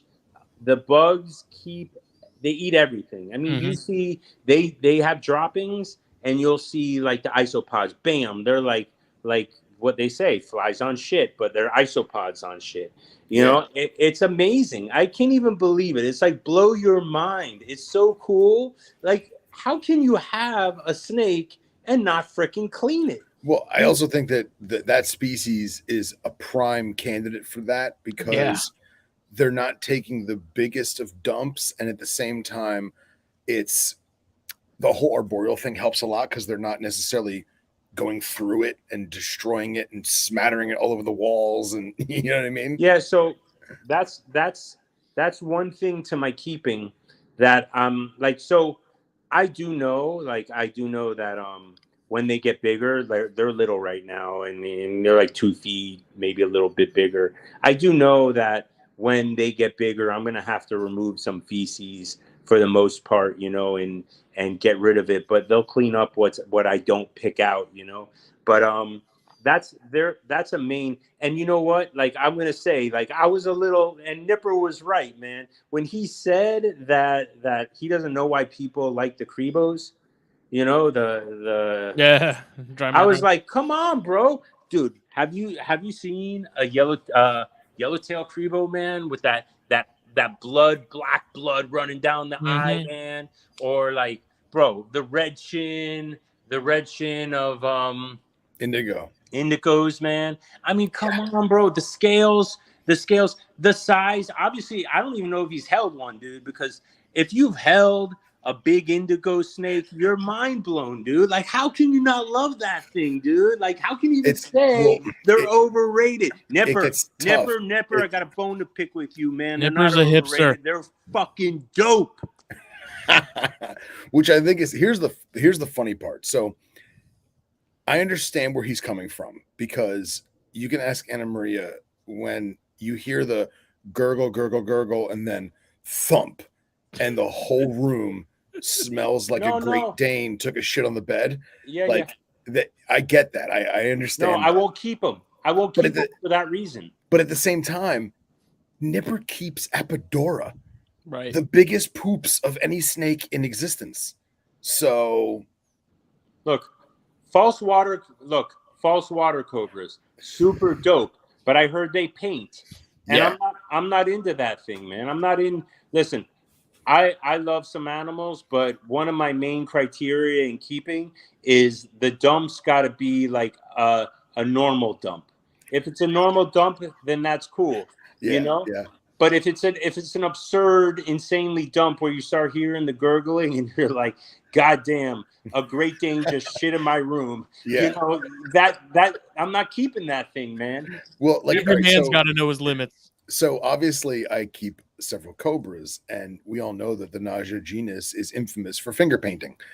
So in fact, I have it on my old cell phone. I got to find it, but like an Egyptian cobra, you clean the cage. It's beautiful. You slide the cobra back in. The cobra turns, looks at you and says, hey, it doesn't smell like me. And then literally just projectile sprays poop all over the walls. And it's like, now it smells like home. So right. So you got to do well, and people always make fun of me. They yell at me. They tell me I'm a bad keeper, but like their hide box covered in poo, I leave it. That way it always smells like them. And they have, it's like 80% less chance that they're going to finger paint. That makes sense. Here's something interesting, and this is completely anecdotal, but I have found that when I upgrade stuff to bigger cages or tubs, even like chondros in particular, if I put in that old paper towel or something they were on before, and they're in a bigger cage, they seem to adjust better and faster to the new digs than they did 100%. previously. And so now anytime I just set up that XR20, right? Yeah. I moved a bunch of colubras into that. I either kept their old shavings because it ended up being the same amount to go in the tub, like I was saying, the V35s, or I'd take some and sprinkle it and then added new stuff in, and all their old hides went in there too. Yeah, dude. And I think it helps so much with them realize that it's bigger, but it's still home. 100%. I do the same thing every time I take home a new, because like I'm not big on buying adult animals. Like that's Right. just not my thing. I want to raise them up. I'm that guy. Oh yeah. So every time dude. So every time I get a baby colubrid, like obviously it goes into quarantine, but I'll set their enclosure up on paper towels because I want to check the feces. I want to look for mites, But if that snake came in a little deli cup full of aspen, even if it was fresh aspen for that show, it's still I'll still dump it because it smells like its old home. Well, they're still gonna have like pheromones and stuff too. Yeah, hormones and stuff. I'm down with that. And the baby snakes, I didn't buy one adult. Everything I bought, all 22 snakes, brand new babies. Yeah, dude. And since we're on the feces talk, I want to, if I can transfer anybody else to getting like into leopard geckos and seeing how awesome they are, is they're a snake gecko. And when I say they're a snake gecko, I mean the care is like a snake. We have these dishes that keep the worms in there. This is another reason I got into geckos. You put the worms in the dish. If you need to leave them for 10 days and go out of town on vacation, you're not going to have a problem when you get back. Plus, they crap in the corner like a cat, man. And, it's the coolest thing. They don't want to dirty their cage, so they crap in the corner. So it really is. It's like cake. It makes life easy. Like I couldn't have 100 iguanas, but I could have 100 leopard geckos. I could go out of town for 10 days. I could come back. Everybody's perfectly fed. They might still have food, water, and they're all super healthy. I don't have to watch them every second like a bearded dragon or stuff like that. So it's really cool. If anybody that's watching that's wondering, hey man, it's really hard keeping some gecko species. This is a gecko species that'll fit into a rack or fit into a little a 20-gallon tank that you can treat just like your snake. You can feed it once a week, throw 10 to 20 mealworms in a dish, and you're perfectly fine. Some water, little lick, a little calcium lick or something, and you're perfectly good to go. You don't have to keep watching over. That was another criteria I forgot to mention. We got on the topic of crap, but brought that out, thought about it. Dude, I want that on a t-shirt. A handful of worms and a little lick dash mutant geckos. Yeah, I felt. I mean, when I killed Phelsuma, and Tokays, like those just cover, like especially if it's a smaller tank. I couldn't keep the glass clean. It was constant. It was like everything was just covered. It was like keeping birds, man. It was like Jesus. Yeah. Just Felsumas are cool though. I like the. They are very cool. They are really cool. I could keep a lot of stuff. I could keep more stuff if I had an employee though, man. Yeah. I play with that idea sometimes. I'm like, you're growing one up. Bro. My son is the only problem with. I'm gonna tell you about my son. My son's super cool. All my kids are dope, dude. I love my daughter's really knowledgeable. She takes care of. I have cresteds and gargoyles too. She takes care of them. I kind of got a group of them from somebody that really didn't want theirs anymore, and they came grab it. So we raised a bunch of babies and stuff, and kind of sold some and stuff like that. My son actually thought every reptile is nice. Like because believe it, I know you guys like. A lot of people talk about how they like crazy reptiles, and Owen's hilarious because Owen's like I in my own head I call Owen the Larry David of the reptile community. Am I wrong? Am I wrong? No, that's actually good. Very accurate. It's very good.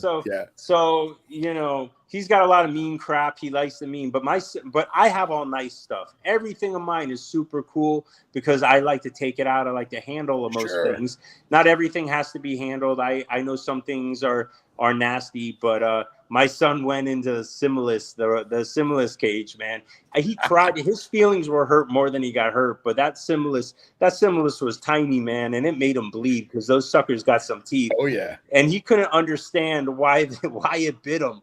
You know, it was hilarious. Yeah. And the kid's not scared of anything. He goes, dude, when he was 2 years old, he's hunting brown and knolls, catching them and hanging them off his fingers, man. And he's holding, dude, he's such a cool kid, man. I love that kid so much, dude. That's the way you got to do You're it, going to get man. me to cry some Smitty tears right now, dude. I love it. I love it, Kev. That's great. You know, That's great. I The honestly. only way to do that is to make him go walk a freaking mountain. Seriously, you know what? I wear Frigid heat. I wear my heart on my shoulder, man. And you know, a lot of times I get over emotional about the things that I love so much, and a lot of times, even in the reptile hobby, like you know, you hear fucking what's his name, Jay, saying living the dream, but honestly, I feel like I am living the dream because when I grew up, you know, reptiles were kind of shunned, and it was hard to make a living doing reptiles. And yeah, I'm not doing a living. I'm in the scrap business, and my parents were super cool. They bought me an iguana when I was 16, and yeah, they didn't think I could make a living out of it, and I kind of fell into the scrap yard.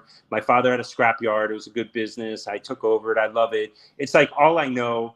You know, I really am good at it.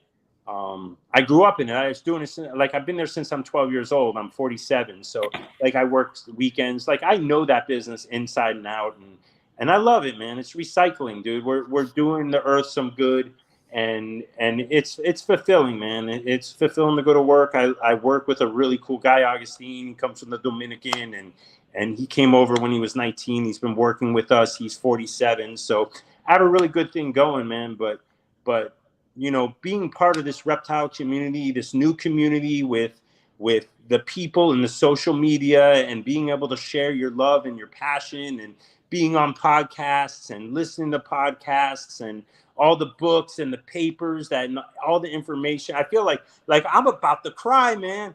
I swear it really is awesome, man. It really is awesome. And I just want to stress to all the people out there that are feeling like, oh, sometimes people are shitting on them or not. It's less shitting on people than you're giving credit, because sometimes just that little shit will ring in your fucking head, and then it makes everything seem like shit. But I bet 98% of it's fucking awesome, and there's 2% shit, and you just got to push that out of your head and fuck that 2% shit, man, because it doesn't mean anything, man. You know, like I really feel like this community that we built and you guys are building, and you guys are a huge part of this community and building what it is today, and the Erics and the Owens and the Bob Rocks, and you know, another cool guy is fucking the guy in Tampa, Billy Hunt, man. Yeah. Billy Hunt, another cool fucking dude, man. Billy. You know, Billy Hunt, all these guys, Casey Cannon. You know, you turn me on to NF herping, man. I watch him on YouTube. I watch him going herping. My friend, have you had Evan on from Strength and Leos? Not yet. I believe you have. You know, he had me on, but he's coming to Miami tomorrow, and he's going to come over. I'm going to take him down to the Everglades. We're going to hang out. Nice. I met him on social media, man. So like social media is becoming real life. It's not just anybody who thinks this is just, oh, I got friends on the internet, oh, bullshit. It's like fucking, I'm sorry, I'm cursing so much. It's like, digital it's world, like, man. You know, a pen pal. It's not true, man. These people are real, you know, and you can hang out with these people, and these people can live in another state, and they're going to come here. You're going to hang out. Maybe you're going to do herp stuff. Maybe you're not going to do herp stuff. Maybe you're going to go out to a bar and drink a beer and talk about herps. Who knows, dude? You don't know what's going on. Maybe you'll go to a freaking movie. Maybe you'll talk about, I don't know, but seriously, man, you know, that's my spiel. That's all I got to say. I just love what's going on today, man, and I'm really happy to be a part of it and what's going on, dude. So shout out to you guys, dude, and all the people I mentioned. Y'all are cool motherfuckers. Thanks, brother. It really means a lot. Yeah, I mean, for all its faults, you know, the internet is at the end of the day, it probably does more for us than bad. It brought all of us together. That's right. So it brought all of us together, man. Great time to be in the hobby. It is. I agree with that. You're right on the point. It is a great time to be in the hobby, man. And you can keep stuff that you haven't been able to keep 20 years ago.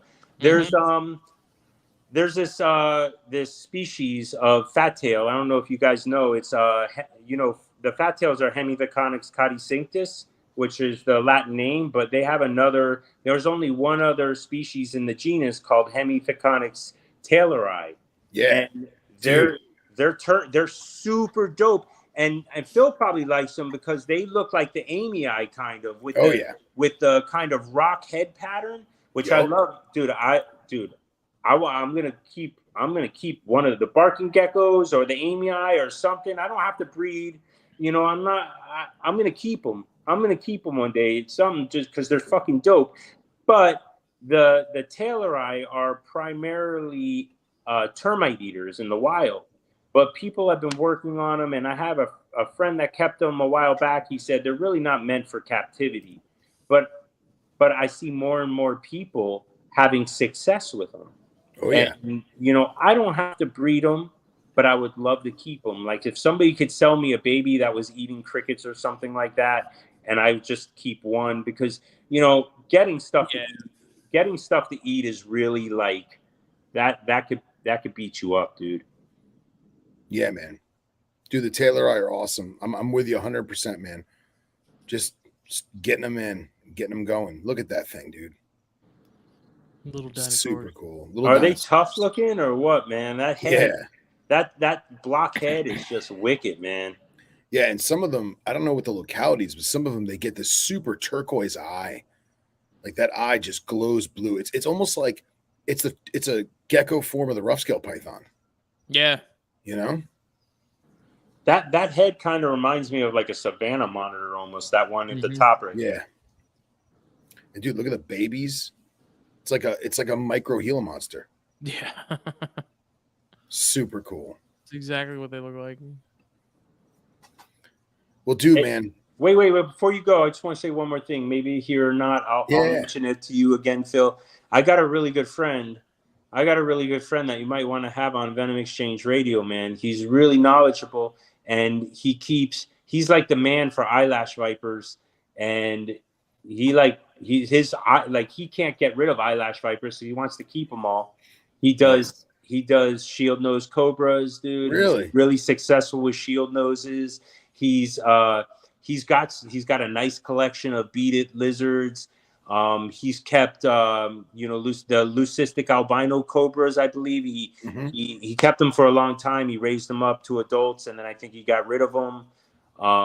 He keeps a lot of really good species, man, and I think he's funny as shit too, dude. He has a killer Mr. Carter, dude.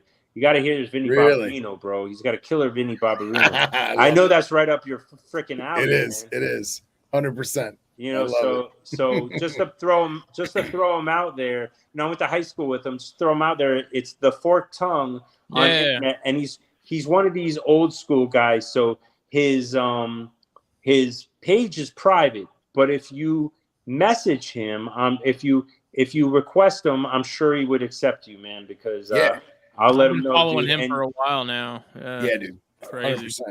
And not only that, he has killer pictures. He's really good at taking pictures, man, right in there, dude. So he would be a really cool guy, man. I would like to hear him on that podcast, man, because he's funny as shit, dude. We'll get him on.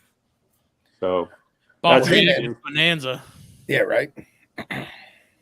Well, we're at that time, man. Where can people find the Kevin? The Kevin will be on Mutant Geckos on Instagram and Mutant Serpents, because I've noticed something. Leopard gecko people don't like snakes.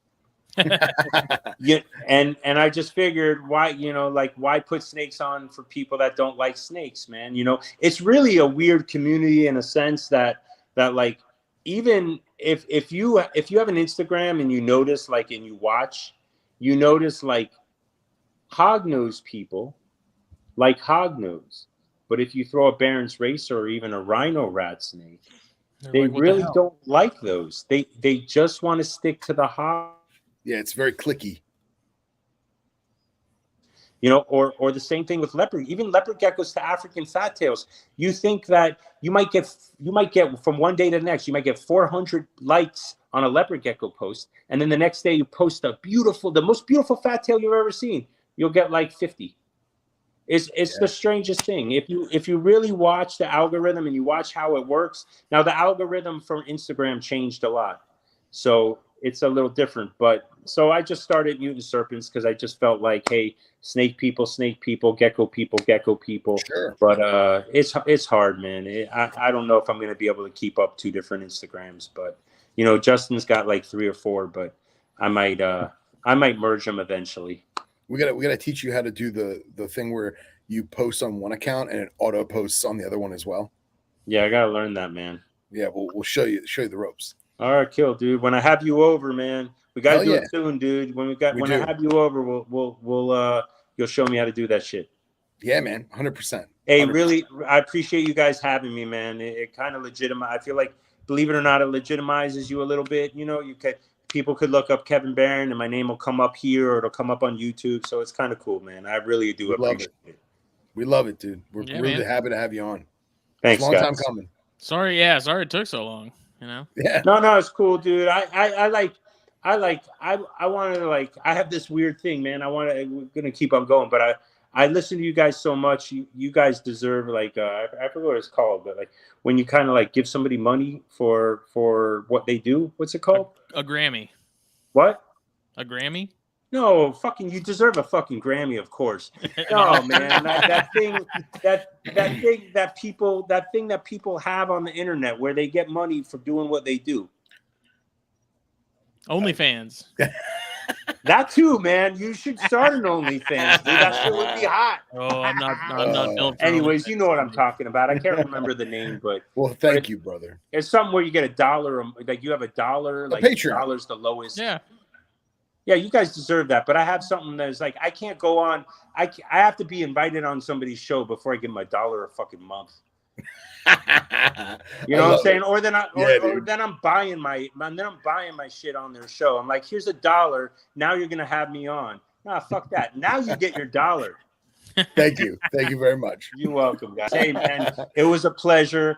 It was a pleasure sharing everything I do. I really enjoyed it.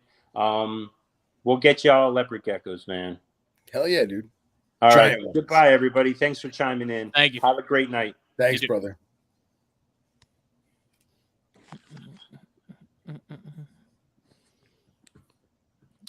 All right. He's always a blast, man. Yeah. Always a blast. Only feeds featuring Justin. Nice. Yeah. Socks. Only socks. We'll do smellograms. Did you want to talk about your trip with Lopin real quick, or? Yeah. I mean, if we got time, I mean, you know what? We could say that for another thing if you want, because there's a lot to cover. I got pictures and everything. I mean, you know what? Maybe next week we'll have him on or something. Yeah, let's Definitely. do that. Yeah, that's a good idea. Yeah.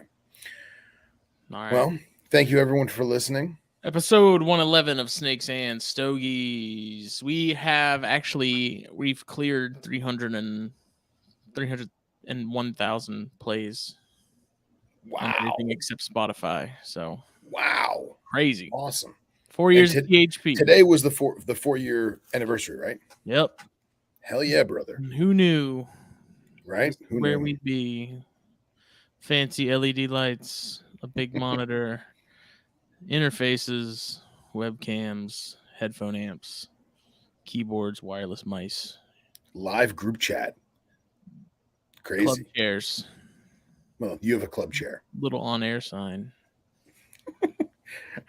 Started from the bottom, now we're here. Easy killer. Pinky's out. Pinky's out. Yeah. So please, Puget Sound Pythons, check them out. Facebook and Instagram. They're good people. They're awesome people. And blackboxcages.com.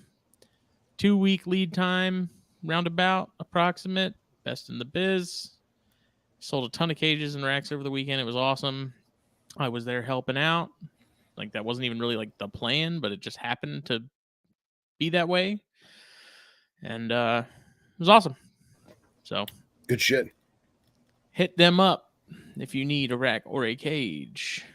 I did actually get to see your model. Oh, really? And I think you will be very pleased with it. Excellent. Good. Did they just have a prototype on display, or were they actually selling them? They had 2 of them. They had one that didn't have like the screen top, and then they like the solid top, and then they had one that had the screen top. Sweet. And the locks and everything like that. And nice. Is it that weird push button thing? It's I've never seen anything like it. Sweet. Like I was playing with the key and stuff, and I was like, this is weird. You know, I've never seen a lock like it, but awesome. Yeah, I'm excited. I think you're gonna be happy with it. They look really good. They sweet, bro. Very sharp. Awesome. You're supposed to be coming soon, right? I have no idea, and I told Jen, like, hey, take the time you need. My animals are good. I mean, nothing's in dire need of a bigger enclosure. Obviously, the sooner the better, but I understand when you're getting custom work done, they can take their time. So we called it the Wolf model. Really? That's cool. The Wolf edition. Very cool. I like it. I'm fucking stoked, man. It's gonna be great. I think you'll like it a lot. I've been accumulating mass quantities of styrofoam to build inside them, so I'm gonna have to hit up Dustin and pick his brain. He's the man. All right, everybody. We are going to be back for THP, and we're going to have Zach from Equatorial Ecosystems on. I know we were supposed to do that last week.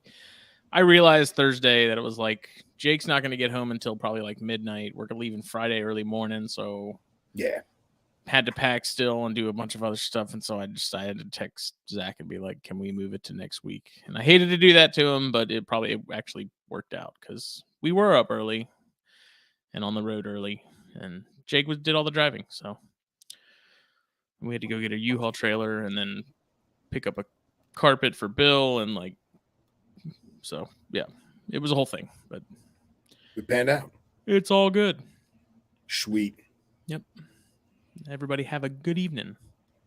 Adios, muchachos. Bye.